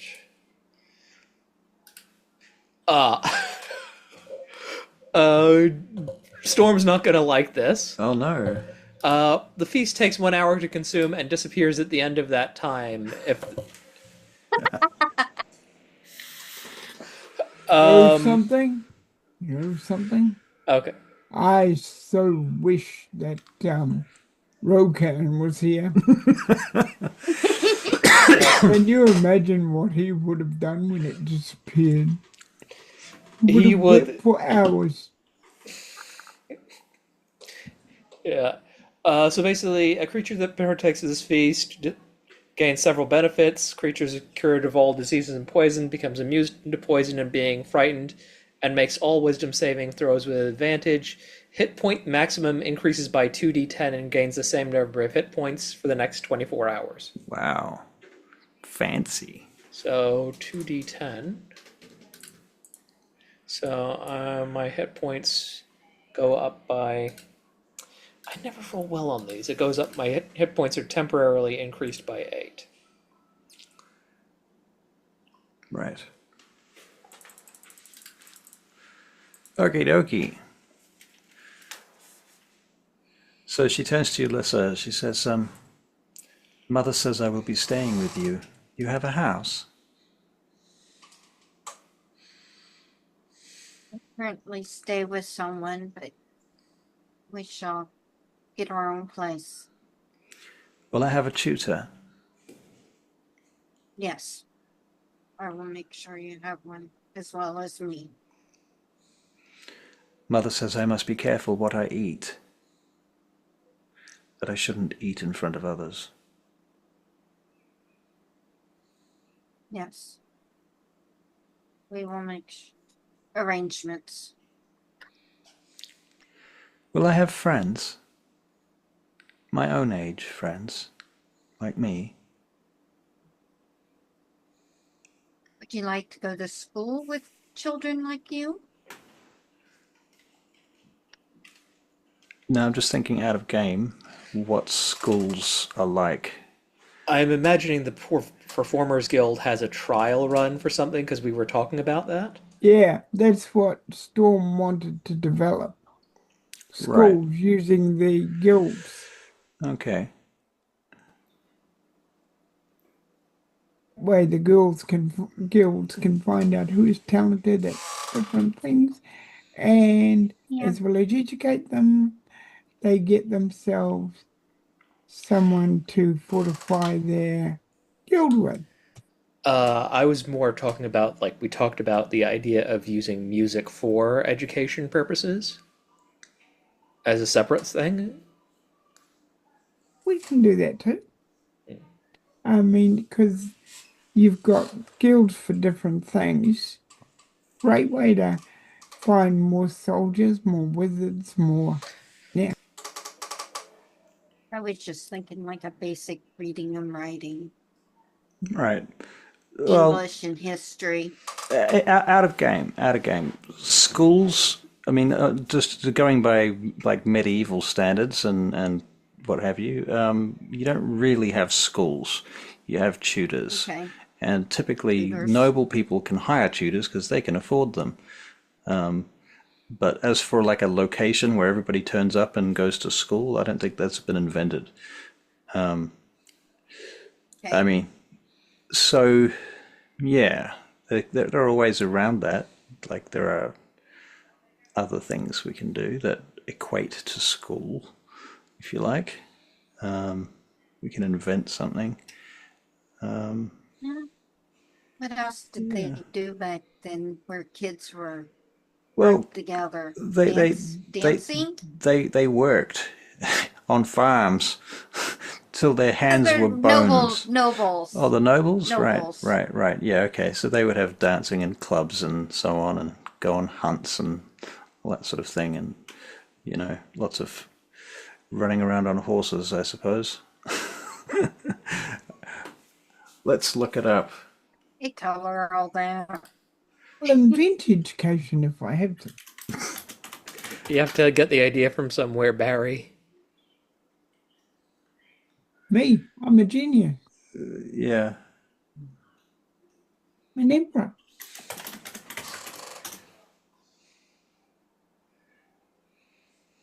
Okay, so yeah, that makes sense actually, because like the only people that could read and write were people, Would be the the church nobles. actually, the church, the Church. clergy, because they're the only people that could read the Bible. So everyone had to trust that the pastor or the priest was actually translating it correctly. So yeah, being in the church was to be the main way to learn to read and write. Unless you were a noble that had a tutor that would teach you to read and write. So what did they sort of say here? Key aspects of medieval education: religious focus, limited access, Latin language, liberal arts, monastic schools, monasteries played a significant role.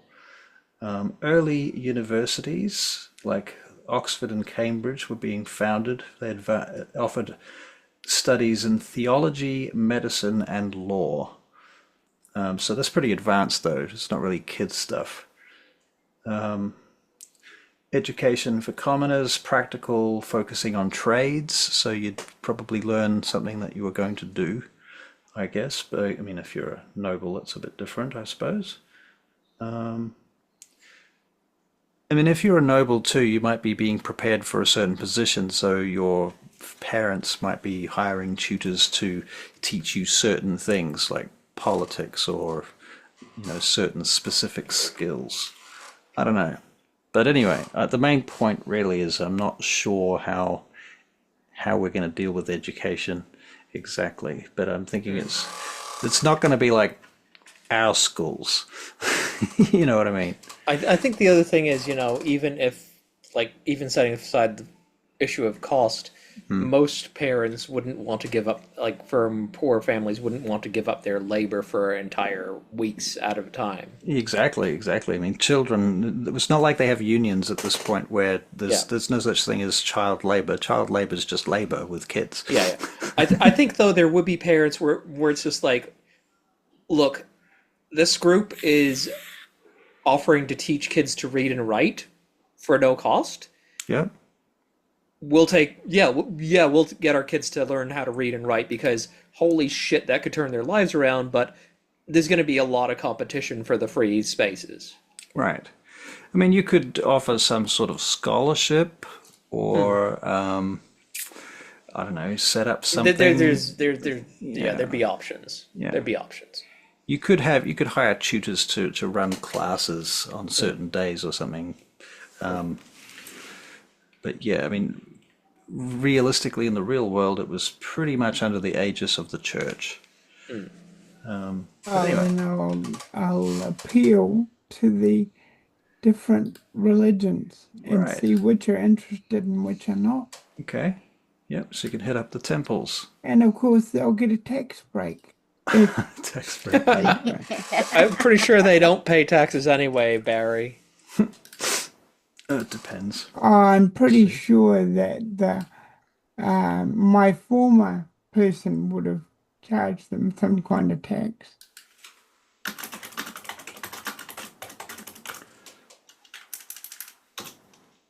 I'm sure we'll have some type of socialization for her. We Okay, will so figure something out. medieval noble children received a multifaceted education that prepared them for their future roles, often involving a mix of practical skills, religious instructions, and courtly accomplishments.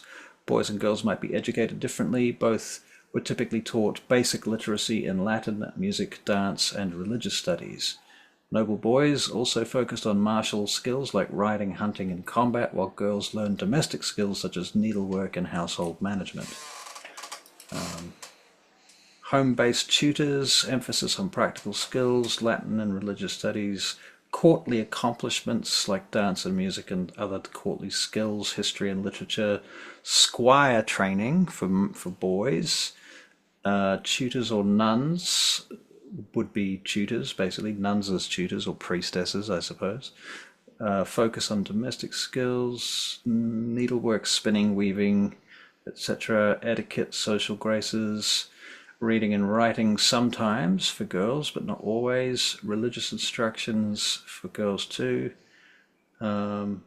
limited access, religious influence, oral traditions, social hierarchy, all deeply entwined. Okay, anyway. Okay.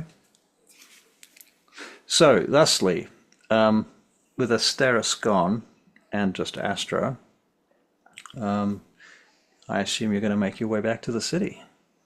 Okay. Yeah. All right. So, cutting a long story short, you journey back to the city pretty uneventfully, and when as you're getting closer to the city, I will get a new perception check from Lissa.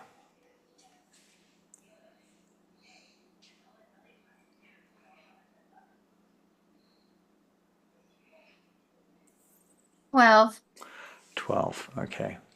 All right. You don't have any weird feelings about dragons.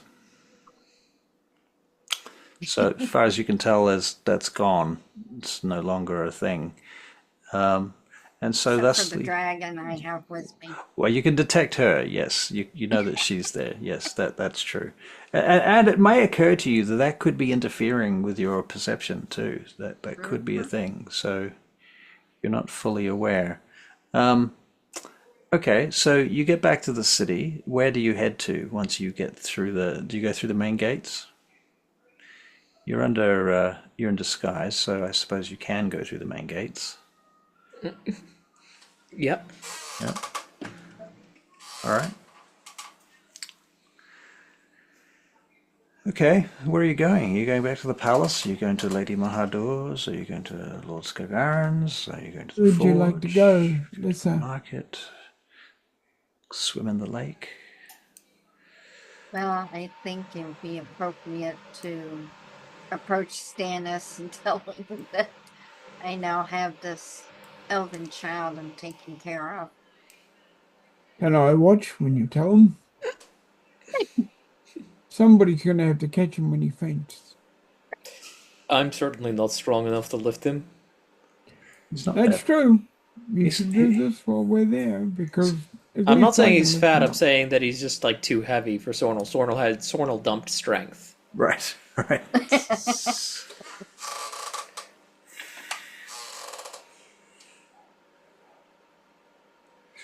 Right, let's go back to the palace. All right. So you're going to go through the front door, the back door, the side door, the north gate, the west gate. We'll go how we left. All right. Okay, so you basically are sneaking back into the palace. Yes, I feel ridiculous. I'm sneaking back into my own palace. But I'm going to get a stealth check from you guys. Is Storm using Pass Without Trace? Yes, I am. Okay, good. Stealth. Of course, if I didn't and we got caught and put in jail, that would be really hilarious. But I believe that was a 24. No, but Yeah, 34 with the Pass Without Trace. Nice. Okay, and I roll for Asteris, or for Astra rather.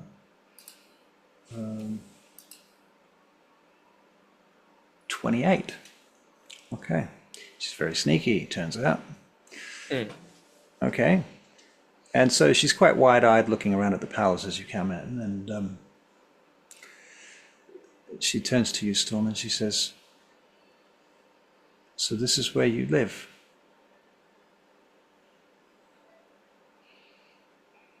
Actually, yes, it's where I live for the moment. For the moment, until they get bored with me and want another emperor. I have some strange memories of you from a time somewhere in the desert, I believe. Mm. Not Storm? Not Storm, that was Zor. With Zor? I'm just talking about Tsornyl, generally. Oh, okay. But yeah, I was with her at Turagal. Storm was once or She twice. she basically expresses the idea that she has vague memories of when she was a baby dragon. So those are like her formative memories, and she doesn't really remember them very well. She can't remember specifics, but she has vague recollection. So she knows that she's met you, but she doesn't know much about you, if that makes sense. Anyway, so you get into the palace. Do you want to do anything in the palace in particular, or are you wanting to skip forward? Um, Anybody? You want to do anything? You want to go and visit Stannis? Oh Yes. yeah. And Yeah, We we could got have telling. we could make a detour by House Baelburn before going to the palace. oh yes, I'm gonna go there too because I He's just at the had a funeral. palace. Oh, is he? He is, yeah, I Yeah. believe he is, yeah. He All left right. him there. Okay, so Let us find the Nightingale so that we can do the old switcheroo. right, so out of game, there is a half an hour of handover. All right, whereupon you realize that the Barakyle now own Dagdagiel, the city's collapsed, the economy's in ruin, everything's been stolen. King Evran is now the ruler and is in cahoots with the Barakyle, and the Astorians have come back and claimed the world. Yeah. Okay. I think the Astorians coming back is not the worst case outcome here. In other words, just another day in the barricade. Right. At least I think I'd rather have the Astorians claiming the world than the Barakyle. Right. Well, they're all claiming it. The question is whether or not they can keep it. I feel like if the Astorians were actually allowed to come back and were taking it seriously, they'd do a better job of it than the Barakyle. Probably true. Fair. Okay, so do you have any plans for the evening following? Now that you have Asteris here, you're going to go and see Lord Baelburn first. This is Lord Belbin is the funeral people, right? Lord Skagaran of House Baelburn. Okay. Yeah, I think he's thinking of the other house that had the funeral procession that we saw earlier. The other house that had the funeral, I'd Yeah. like to go and see them at some point. Okay, yeah. We'll keep that in mind. That's House Torvanas. The house Torvanis, yes, I'd like to go and see them. Okay. That's All right. probably like a whole big thing to organize. Yep. Okay, so you're going to go and see them. You're not going to have them summoned to you, just to be clear. Just want Oh, to check. this is their grief. All right. You know, So the Emperor is going to show up on their door. Okay, with a gift, appropriate gift. I see. All right, so you get to the House Baelburn, and you head in, and the servants all do their thing and open doors and get out of your way, basically. And you are going in to see Stannis or Lord Skagaran Thought first. he was at the palace. Oh, that's true. He's at the palace. What the fuck am I talking about? Talking nonsense as usual. Right. Okay. So he's busied in his room. You can summon him out if you wish. He's doing paperwork, which is what you left him doing. I'll Now, privateering business seems to be much more complicated than you expected. okay. I want to point out how that's going too, but yes, I'll summon him. All right. Okay. So Stannis comes in. Ah, there you are, Lissa. I've been wondering if you're all right.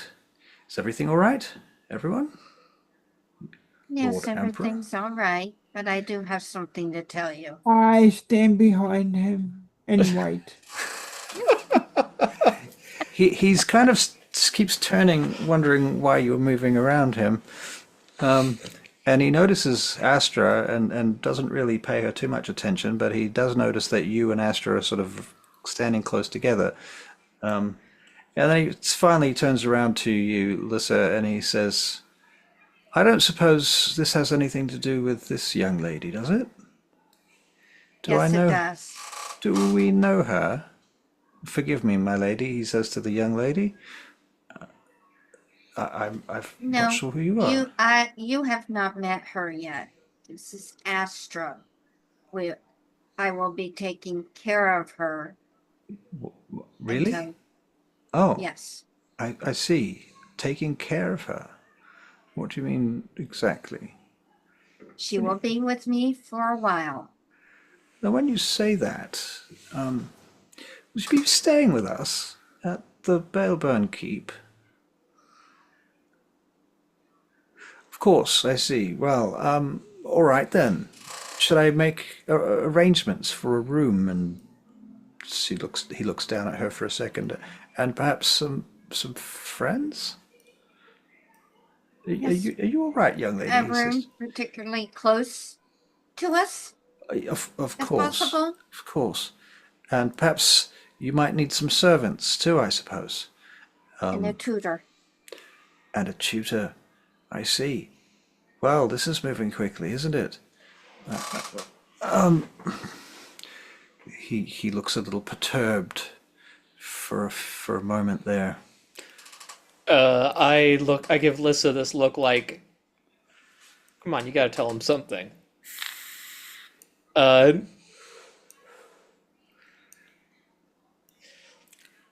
You can also make an insight check if you want.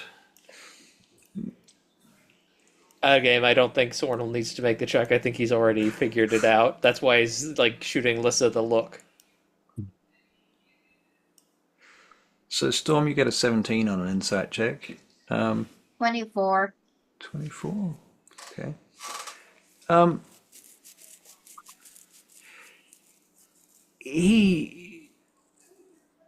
You get the impression that he can tell that she's obviously a young girl, and he doesn't want to say anything that's going to hurt her or upset her because he doesn't know her, and she's just an innocent kid as far as he's concerned. But again, he doesn't know her, and he has no idea where she came from or what she's doing here. But he's trying to accommodate as best as he can in the meantime, in order to buy himself time to have a conversation with you. Yeah, I know. We will talk later, my love. Yes, I think we shall. I think we shall have a chat, perhaps after dinner. Yes. Yes.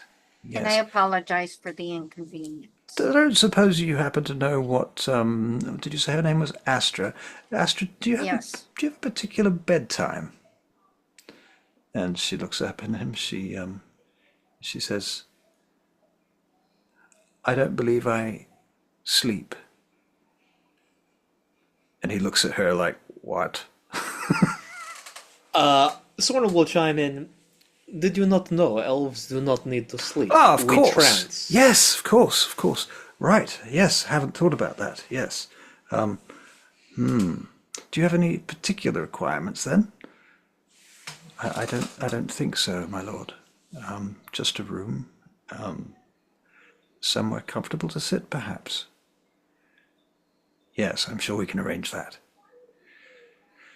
And he shoots you another glance, Lissa. He looks around at the Emperor. Did you know about this, my lord? Emperor? Let us say that I have pretty much in the same boat as you. I find that Slightly. hard to believe, but yes, all right. I'll take your word for it. I see. Very well. So, anything else I can do for you in the meantime? Now that I'm here, and Do you have any particular dietary requirements, young lady? She says, I do like lamb.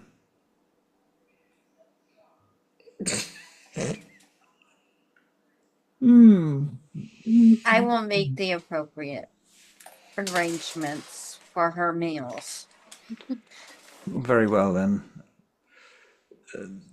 He kind of ducks over to you, Lissa, for a minute and comes in quite close, and he says, what on earth is going on? Who is she and what's she doing here? I'll explain to you later. Is she related to you?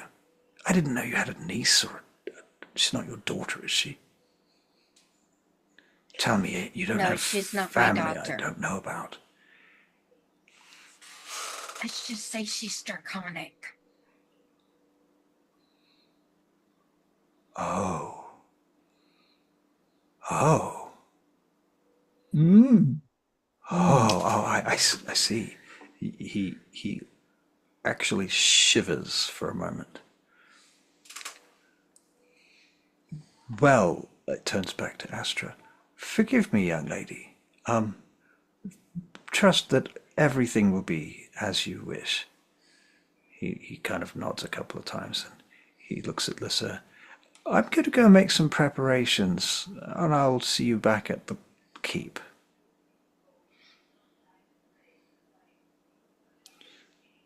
And he retreats from the room. Dennis, Yes, my Lord Emperor, he turns, bows down. should you need my help in this situation, Yes, my lord, that might be possible. you just have to let me know. Consider this me deferring to your offer. Yes. All right. Anything you need, just say my name, and it shall be given you. Thank you, my lord. I'm not sure exactly perhaps what might be on the table, so to speak. I'm sure you'll figure it out between the two of you. Yes, my liege. Very well. I bid you adieu. Dennis, she's just a child like any other child. Yes, just like every other child, just like them. He quietly shuts the door. Poor guy. That was a little mean. I'm sorry.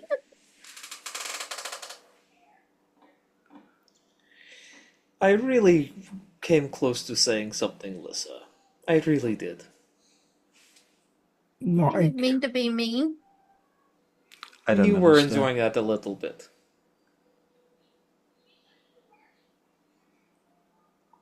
he is a Said I great didn't man, mean though. to. Stannis is a great man. I think I've made the right choice. He is very capable. Right. Now, where do we need to be?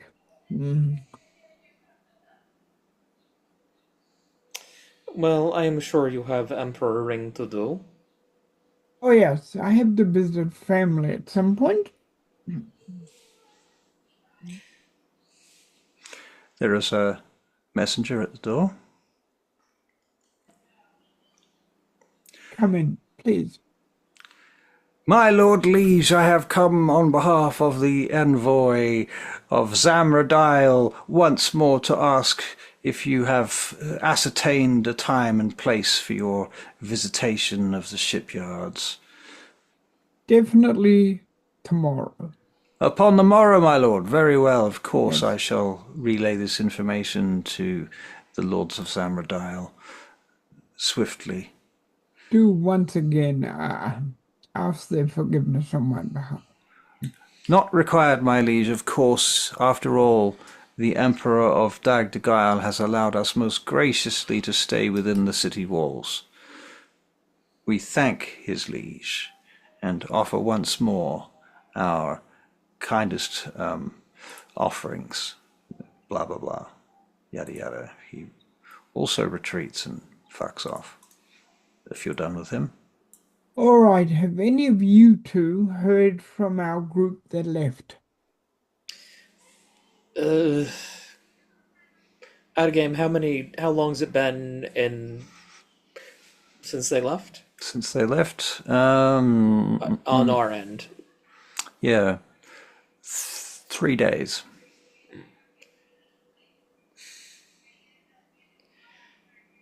No, but they do have the means to contact us if required. You might have had word that they have made landfall, and they have located the island that they were meant to.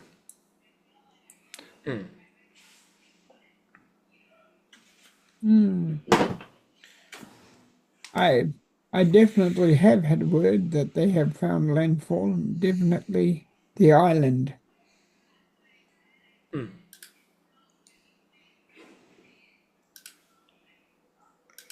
I'm thinking about whether to send a ship. They did send word that the Dagdagiel had established something of a blockade. Sending a ship might be a good way to lose it.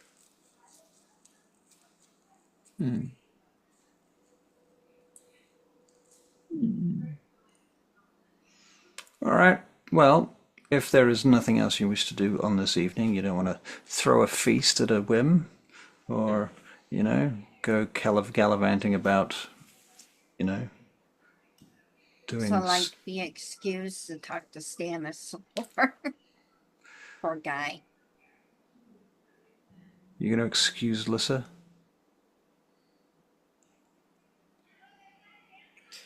Lissa, do you want to take Astra with you, or should I? Yes, I'll take Very her well. with me. Very well. Tanner was going to babysit.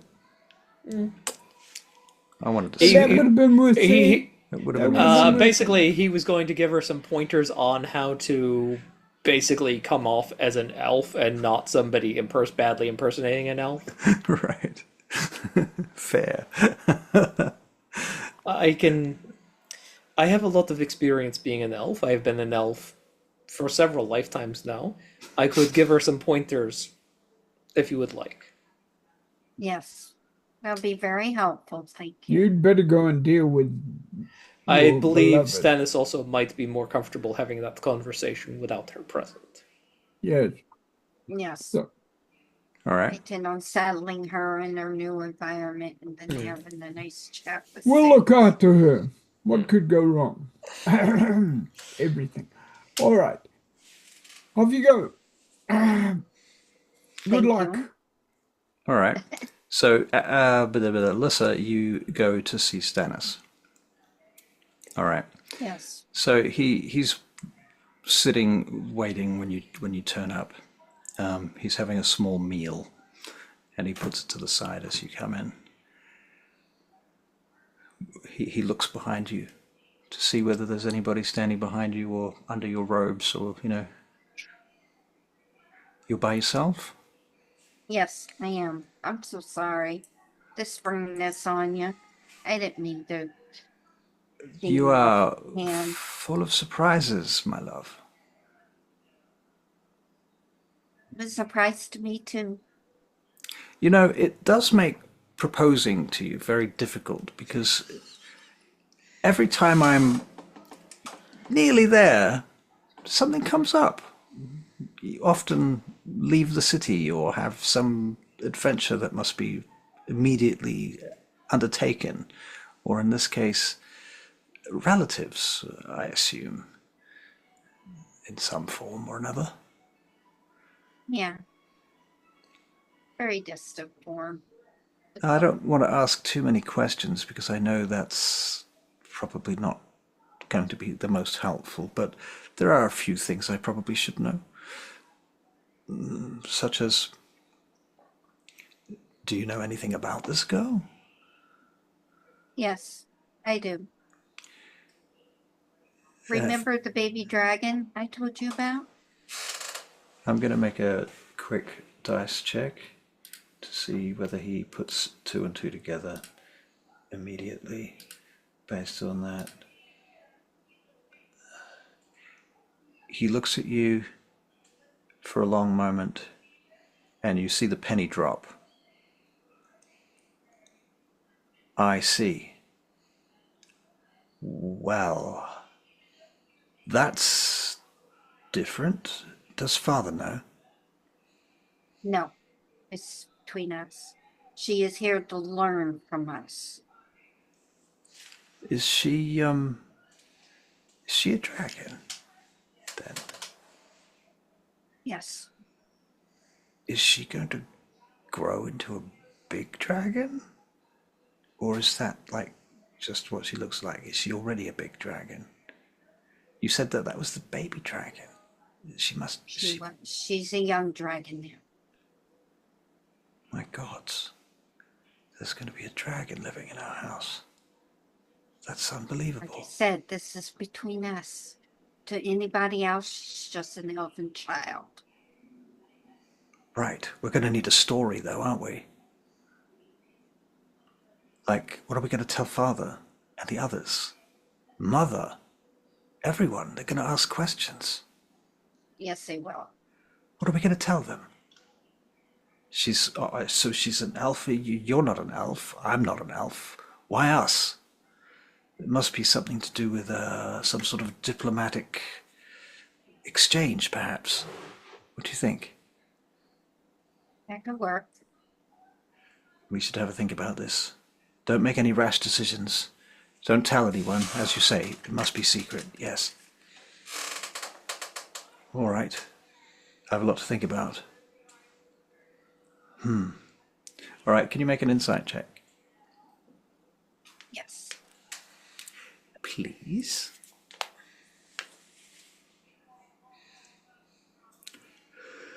$24. Ooh.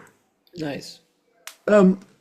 Whilst this has clearly disrupted his life and his, I don't know, self-concept, whatever, he is just a teeny little bit excited about the whole thing. Nice. Okay. All right. So, having had this conversation, is there anything else you want to express to him? Give him a big kiss. A loving kiss. Oh, okay. At the end of And that, thank you. he says, you know, I do intend to marry you. It is about timing. And I accept. You do? Yes. Well then, when do you think it might be good for us to make this public? Should we wait for the whole Emperor Storm thing to die down? Or should we just run along anyway and to hell with it? I think the Emperor would like that for us to have something elaborate. Perhaps we should make some show of it. Perhaps I should ask him for permission. He would like that. He probably would, wouldn't he? Mm-hmm. He likes traditions, as far as I can tell. I'm not sure why. Very strange. Oh well. He's the closest thing to a father I've ever had. You know, he's watched me grow up. Storm? Mm-hmm. Well, I guess so. Well, that makes sense then. I'll ask him. Do you think I should do it tomorrow? Yes, that sounds like a good idea. Very well, I'll do that then. And he kisses you back, and then you can make a resist Stannis's powers of charm check. You Or pretty you can sure she can choose to fail. choose to fail. Choose to fail. Choose to fail. Okay. All right. So you have no movement speed. You are prone And restrained. and restrained. It lasts for 6 hours. Oh, nice. Oh, Our boy's got some stamina. Oh, I am impressed. Yes. maybe 2d4 hours. Okay. All right. So that's where Lissa's going. And And if you're teaching her how to be an elf, my comments will be as Emperor. No, they're a bit more snotty than that. Yep, no. Oh, well, he said it's about teaching her to be an elf, but he's mixing in basically like he's starting with things like roughly outlining the Seldarine, making sure she understands that, and it's like he's also slipping in, just how amazing Eilistray is, and she goes by Lady Silverhair, and it'll be a very appropriate goddess for her to pay worship to, considering her lineage. But you don't have to say that part, and this, that, and the other. But also, like, elven kids are weird. You wouldn't have. Don't talk about any past lives or stuff. You're not old enough for that yet. But also, like, yeah, like you are, like, by elven standards, you're basically an infant.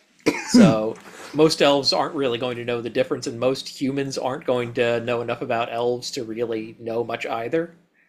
Can you make an insight check? Yeah, right. Dirty 20. So she listens very carefully, and she hangs on every word.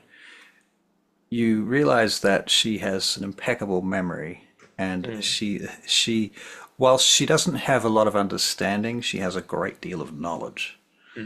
Cool. Yeah. But yeah, basically then he's also probably like relating some stories from his past lives. Okay. All right. And Storm's there listening to all of this. Okay. Yeah, no, I'm listening to it. At some point, I imagine if this goes on for a while. Well, I mean, I think basically you got two people that don't need to sleep, and Lissa's going to be otherwise engaged for several hours plus. Right. At some point, I'm looking for a moment where Astra is alone with Storm. Maybe Tsornyl has to go to the bathroom or something at some point. Yeah, okay, yeah. So at some point, he'll need to step out. Right. So Storm, you're alone with Astra there for a couple of minutes, and she turns to you and she says, "You know that you're not the last one."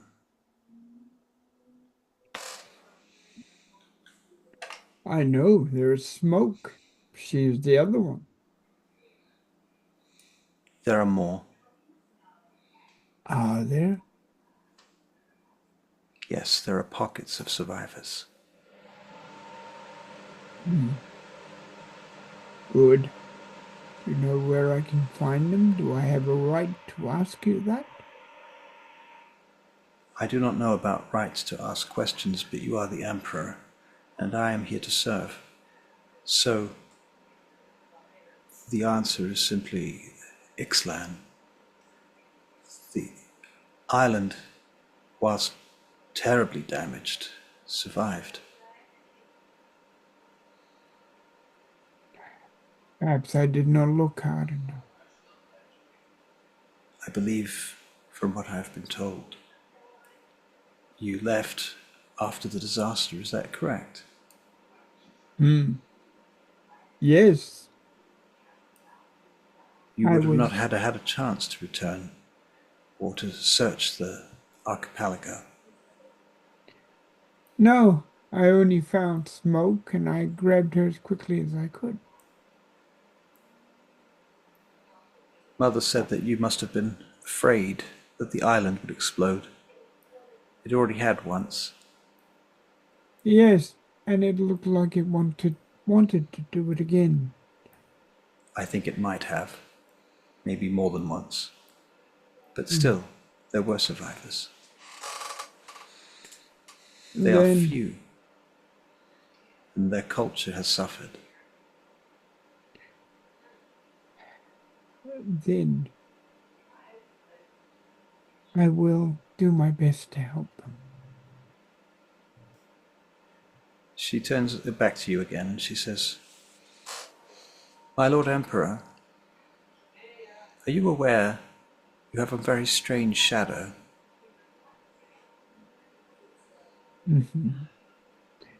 That shadow could be my lord. He is the cat lord. He keeps an eye on me. She nods as if that makes perfect sense. And if you were to make an insight check, which I'm going to roll for you now,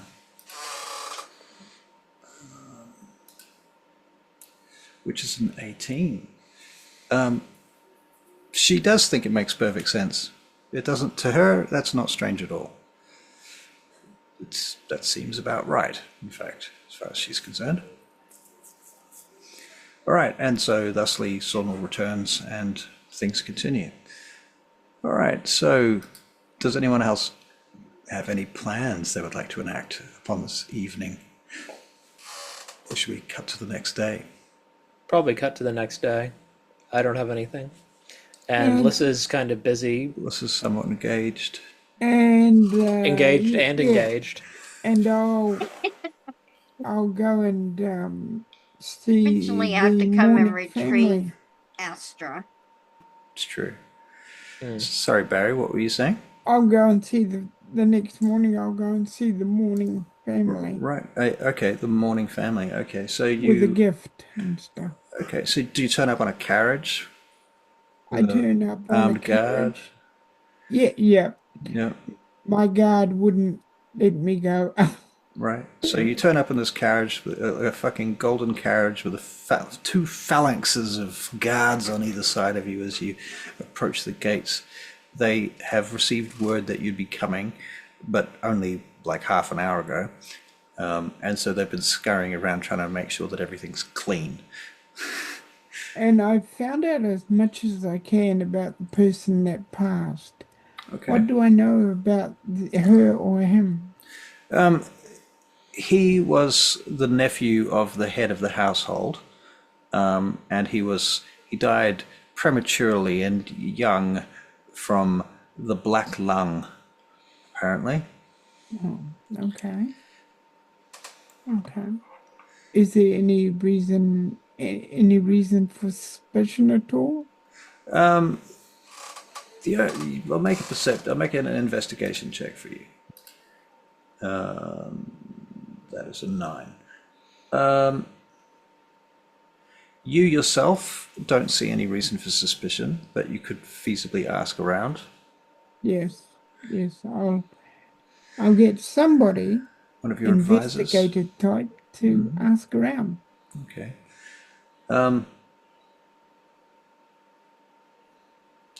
Okay, so your advisor comes to you and he says, well, my liege, you asked if there were any extenuating circumstances. Is that the gist of your question, my lord? Is this my question, my lord? Yes, well, you see, the black lung, one so young, it's unusual. And further, my lord, if I may, what is most peculiar is that the poor dear boy's family did not hire themselves a physician or a priest to have the condition annulled immediately. Instead, the boy was left to die, it seems. I was not there, did not witness the events, so I cannot say that is precisely true, but that does seem to be the case, does it not? It appears to be the case. After all, it is strange they did not get a physician. Yes, that's what I believe too. I immediately thought perhaps it was some plot, some scheme, but I have yet to detect a motive, my liege. I cannot see one, not in the clear. But I'm sure that if we scurry about in the weeds for long enough, we're no doubt likely to find a cause, a motive. And I bet you 10 gold the Dagdagiel will have their names stamped on this. Let us have it investigated immediately. Do it as subtly as you would normally do things. Do you think perhaps we should call Captain Drazan. He is, after all, a skilled investigator, if you will. Yes, I think we should. Very well. I shall do so. I'll send him to you once you're back at the palace, my lord. Yes, thank you. Of course. All right, so you go in and the family accept you. What gifts do you give them, if you were giving them gifts? Um, um, a box, a very nice box with healing potions in it. And I want My liege, do you not think that might be a little too late? yes, that is true. We won't do that. All right. No, what kind of station does he hold amongst the families? The nephew Yeah, that died? yeah. Well, his beloved nephew. He's essentially a lesser noble. Has he done anything of note? Let me see.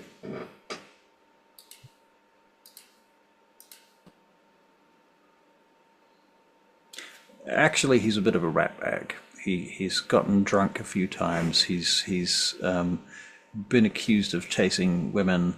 He drinks too much. He gambles, or he did before he passed away, unfortunately. But he's not the most reputable of the family. A little bit of a black sheep.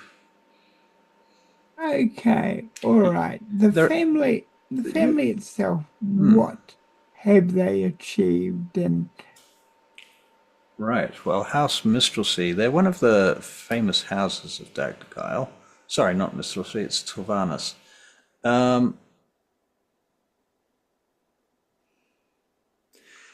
Well, a number of members of the family you know because they were in the army, and so you know them through the military, and they have ties to the Wyvernclad. You know how in America you get families of people who, like, I'm a soldier, my dad was a soldier, my dad's dad was a soldier. Yep. So like this is like family, military family basically. So it's like that.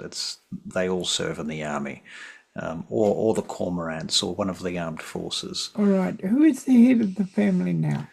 Lord Ulrich Tsornyl. Lord Elric. Okay, I am gonna, those gifts I got. I'm gonna take out a very special sword, and I will present it to him. A very special sword. Yes. You're not going to give him the one Cinder gave you, are you? No.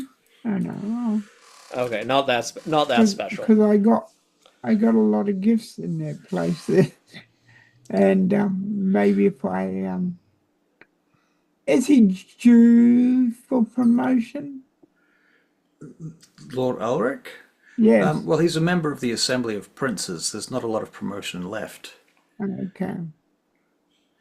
All right.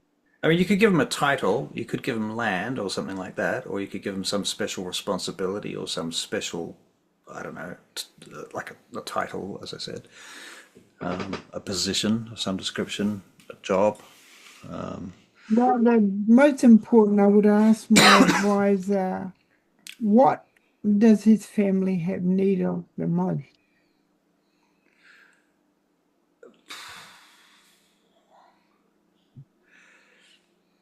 If you were to ask them what have they been looking for a certain title, or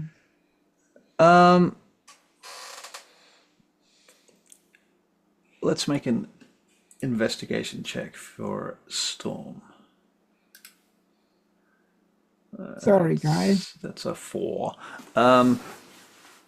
You can't really see that this guy, from your position, what does he have to want for? He has money, he's got power, he has a household, he has a keep in the middle of the city. He's one of the top noble houses in the city. That they're all kind of somewhat equal. If you asked him what he wanted most, he would tell you he would like to see House Skelderon smashed into the ground. So clearly he has some enemies, but then every household in this city has enemies. He could use.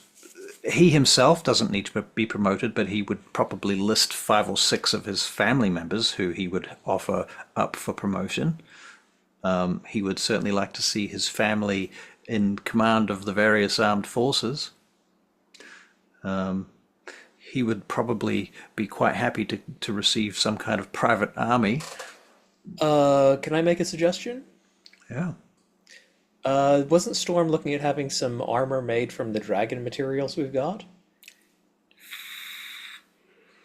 I thought you were going to use that for your bodyguards. Was he? Okay. I don't know. I'm Up just to you. throwing it out Brainstorming. there. Yeah. Yeah. I mean, they are part of the Wyvernclad Guard, so it would make sense. They would be very. That would really impress them, actually. Okay, no, I'll go for the armor thing. Because, Are you going to get Cinder to make it? Gotta wait for Cinder to get. Well, Cinder has to survive to come back and make it then. Well, that's true. It'll take some time to get made anyway, so I suppose you could commission it now, and you could inform them that it was being commissioned, or you could just wait until it was finished. I think he wants to give him something now. He could choose something else. Yeah, I think basically if he does, yeah, if Cinder is off on doing something dangerous, it might not be best to overpromise. Right. I mean, okay, so here's something they would like some of the residences closer to the palace.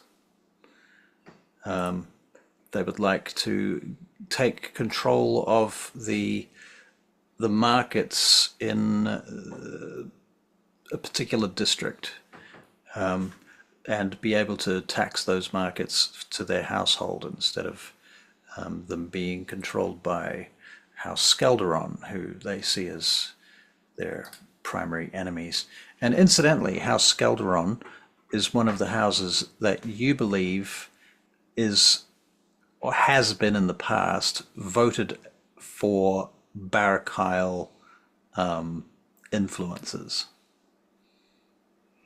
All right. That's gonna cause a little bit of a problem, but why not? Because, yeah, okay. I'm gonna do a proclamation that write it out and everything, and that'll be the gift. That's the gift. Okay, very good.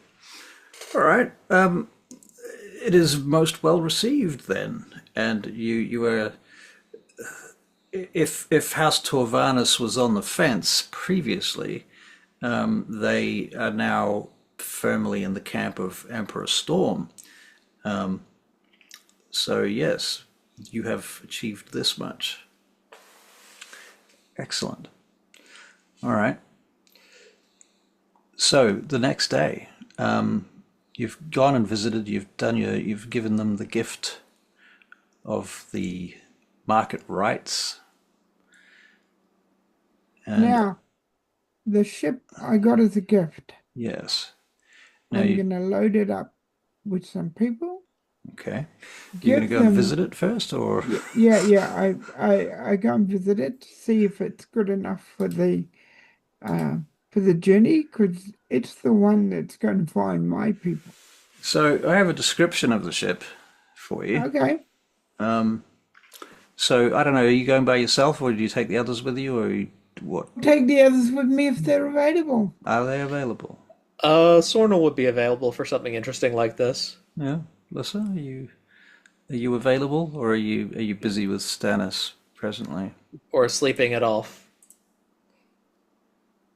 I think she should stay. She's going to stay? All right, that's fair. That's fair. She has much to think about and to do, amongst other things. Okay. A young lady to take care of. A young lady to take care of, right. I mean, you could take her to see the boat. Okay, well, anyway, Tsornyl and Storm, how do you travel to the docks? You could take the carriage and the armed guards as usual? Carriage and armed guards. All right. Yes. Okay. Lord Skagaran insists on sending. He's going to provide you with a war mage, but he's still arranging it just now. So he just tells you to be very careful in the meantime. But he wants to make sure that you have a mage on hand that is there as an advisor and protector in the future, All right. starting next session. Yeah. In any case, you get to the docks and you're shown to where this boat is, and in fact you see it for a little way off because this ship cuts a striking silhouette even at anchor, sleek and low slung. Its hull is lacquered with obsidian wood, oiled to a mirror sheen that ripples like glass, the motion of the waves. It has filigree in pale silver traces, curling spirals and star signs along the prow and stern, motifs unmistakably Zamradi in style, all lunar influence and sea-born mystery. The figurehead is a tall-browed elven maiden with no eyes, her hands cupped before her as if offering something lost. Beneath her, runes are carved in soft pale glow wood, just enough to gleam by starlight. No name is painted on the hull. It is said that in Zamradiel, ships do not bear names until they choose them. A seal is handed to you by one of the keepers of this boat, accompanying the vessel. What is written on the scroll is written in elegant, broken imperial. It says, "May she serve your majesty in calm and storm. She hears only the worthy. May you be such." So basically, you can choose a name for the ship if you want. They do suggest that it has been called Sorrow Wake previously until now during construction, but that's not its real name. It is a medium tier war galley that's been fitted as a hybrid courier vessel. It has a crew capacity of about 30, which can be expanded to 60 with some modifications. It is Zamradiel. It has sea green cloth that deadens sound at high speed.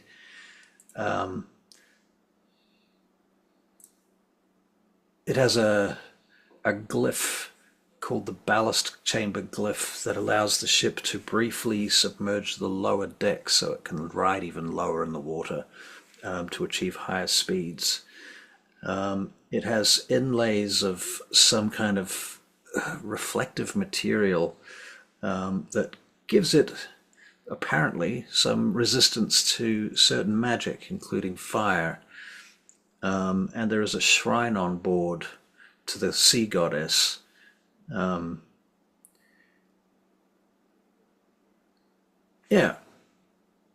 there you go. So that's the basic gist of it. It bears an anchor stone.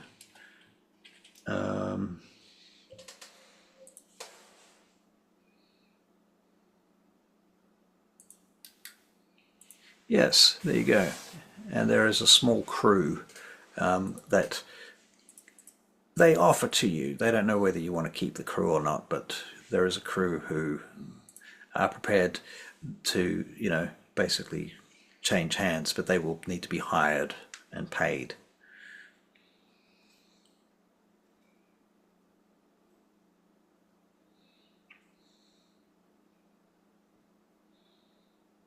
I will ask the captain of the ship, how does one worship in your traditional way, that I may pay the ship respect? Okay. I have to think about that. That's a good question. So any particular sea goddess, Umberly, or one of the other ones? Yeah, I mean, Umberly is like the most casually human one, isn't? Yeah, Umberly is like the one that you worship her so that you hope, because you don't want her to pay attention to you and fuck you Right, up. right. You're like, please don't destroy our boat. Please don't kill us at sea. Please don't let us drown. We give you these offerings that you may not be angry with us and kill us horribly at sea. I will do all that. Okay. All right. So the captain's name is Mairin Dusk, a half-elf from Zamradile. Quartermaster is Dreno Yorick, a human from Amprodius. And they introduce you to each crew member. The third in commander's title is First Whisper, Tyrash Nell. And there is the bosun, Graphics Rhymejaw, who's actually a dwarf. And then you also... Oh no, that's not correct. Okay, that'll do. Okay. Probably surprise them with the fact that I know how to use a ship. Right. Well, you've never... Yeah. Yep. You've got a pretty good idea. And this ship's a bit different to anything you've ridden. It obviously has some magical characteristics. Yeah. It's faster than any ship you've ever ridden on. Okay. And it's very plush. And it's beautiful. Okay. Does it have defenses? It has some magical defenses, as mentioned. It has some wards against certain things like fire damage, for example. They assure you that the sails, for example, are fireproof. And it's had sort of certain magical oils rubbed into the wood, like resin, so that it will not burn, not easily. As for other defenses, I mean, it doesn't have any cannons, no, and it doesn't have any... No, I wasn't thinking about that. There's no ballistas or... Catapults or... No, it's too small. Right. It's not like a big warship. It's a medium-sized galley, heading towards small, on the small side of the medium, if that makes sense, because it's fast. Is it big enough to at least go and see if people, are alive and existing and come back from that trip easily? You would think so, but it is extremely recognizable, and it's a bit like sending a fighter jet to do the job of a mail courier. It's not to say that the fighter jet couldn't do the job. It's just that it could be used for other things, or it could be... I'll tell you what it would do, is it would certainly send a signal. Everyone would see it leaving, everyone would see it... Anybody that saw it on the water would know it immediately and remember it. They might not know who owns it, but they could probably find out, and there will be stories about this boat, no doubt, because... it's been gifted to the Emperor. Did you hear about the boat that the Emperor received from Zamradile? Blah, blah, blah. So, word of that is going to spread. It's not a secret. Okay. Yeah, that's partly why I wanted to go there. And also, I don't know if the Barakal have already made it there. What you do notice at the dockyards, though, is that the... Two things. Firstly, the wyvern-clad cormorants have a whole shipyard here, and so you have the Dagdagiel Navy. And I will say that the Dagdagiel Navy are somewhat reduced at the moment because a whole bunch of them sailed north towards Vangate a while ago. So you're at sort of 1/3 power. I got them to turn around. They'd still be on their way back, wouldn't they? It's going to take them weeks to get back, if not months. The other thing that you notice is that there is a mercenary organization called the Zephyrasti. And the Zephyrasti are basically the privateers that you're looking for. They're mercenaries, but they run ships. And they will protect, they claim to protect people from pirates, basically. That's what they're supposed to do. But everybody kind of knows that you can also hire them just to be pirates. That's not really... Which is what we're going to do. Right. It's like the worst kept secret. Everybody knows they're pirates, but nobody's allowed to say that they're pirates because they're like, no, we're not pirates, we're privateers. Okay, so... Okay. All right. I will get some of the what did you call them? The Cormorants? yeah. Yeah. I will get 2 of those ships to go with this ship. Okay. I want to let people know that there's an emperor in town. I will say, if the Zephyrasti might send an envoy to try and convince you that they would be perfect to assist you in any types of, seaborne missions or adventures. They may have even heard word that there is some potential privateering coming up, and so they may send someone to go and try and negotiate terms so that, because of course they want to corner that market. If you're going to let privateering happen, they're going to be like, well, we're the best at it and you don't really need anybody else. You should just hire us and we can do it all for you. Okay. He looks at, is he talking to the man in charge? Sure. Okay. He says, that's a deal. His name is Albus. All right. I will give you some healers to take with you unless you have your own. Yep. Okay. So you're sending your ship, 2 cormorants, and some Zephyrasti? Yeah. Yep. How many Zephyrasti boats are you going to hire? 3. Okay. So we got 3, 4, 5, 6 ships. Okay. And they're all going to go to the location that the Burning Path has just arrived at, the town of the Valley of Morvis, I believe it was called, or the village of Morvis. Okay. Very good. So you make the order and they all, off they fuck. They go. Okay. They leave. They spend like a day preparing. They get their shit together. I They inform them what they might be up against, of course. And of course there is one other thing, my lord.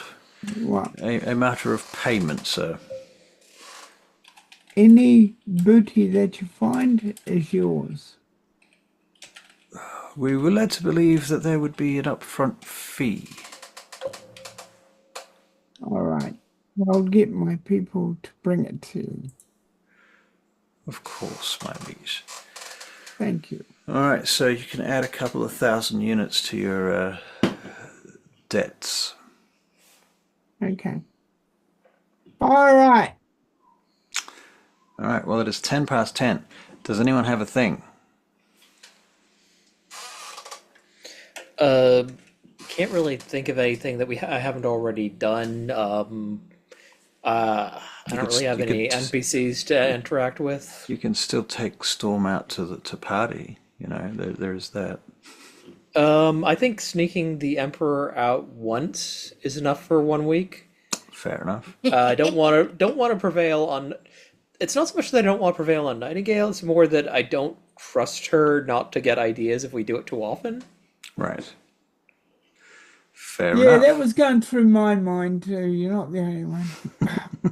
Yeah, it's like if I had NPCs that, but Okay. Excuse me. and you're tired, I'm tired, so don't worry about it at the moment. Oh, Russell, Yes, sir.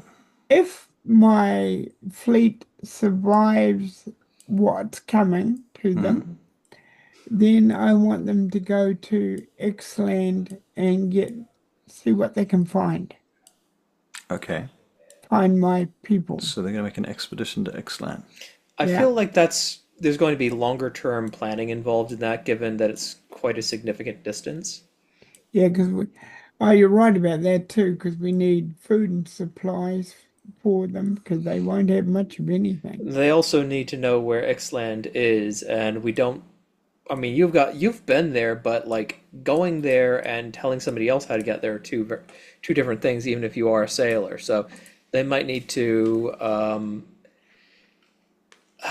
they might be to be prepared for a bit of extra travel just finding the place. They also don't know what state the island is, so they need to have enough supplies to get back as well in case they can't resupply on the island.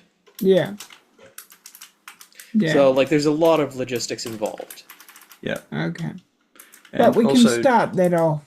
just to clarify, I know this is just a me thing, not a you thing.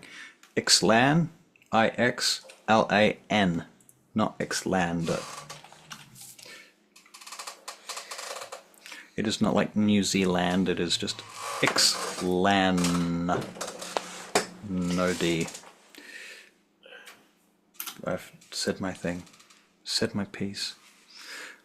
Christina, do you have any other things you want to do? No, you're good. No, All right.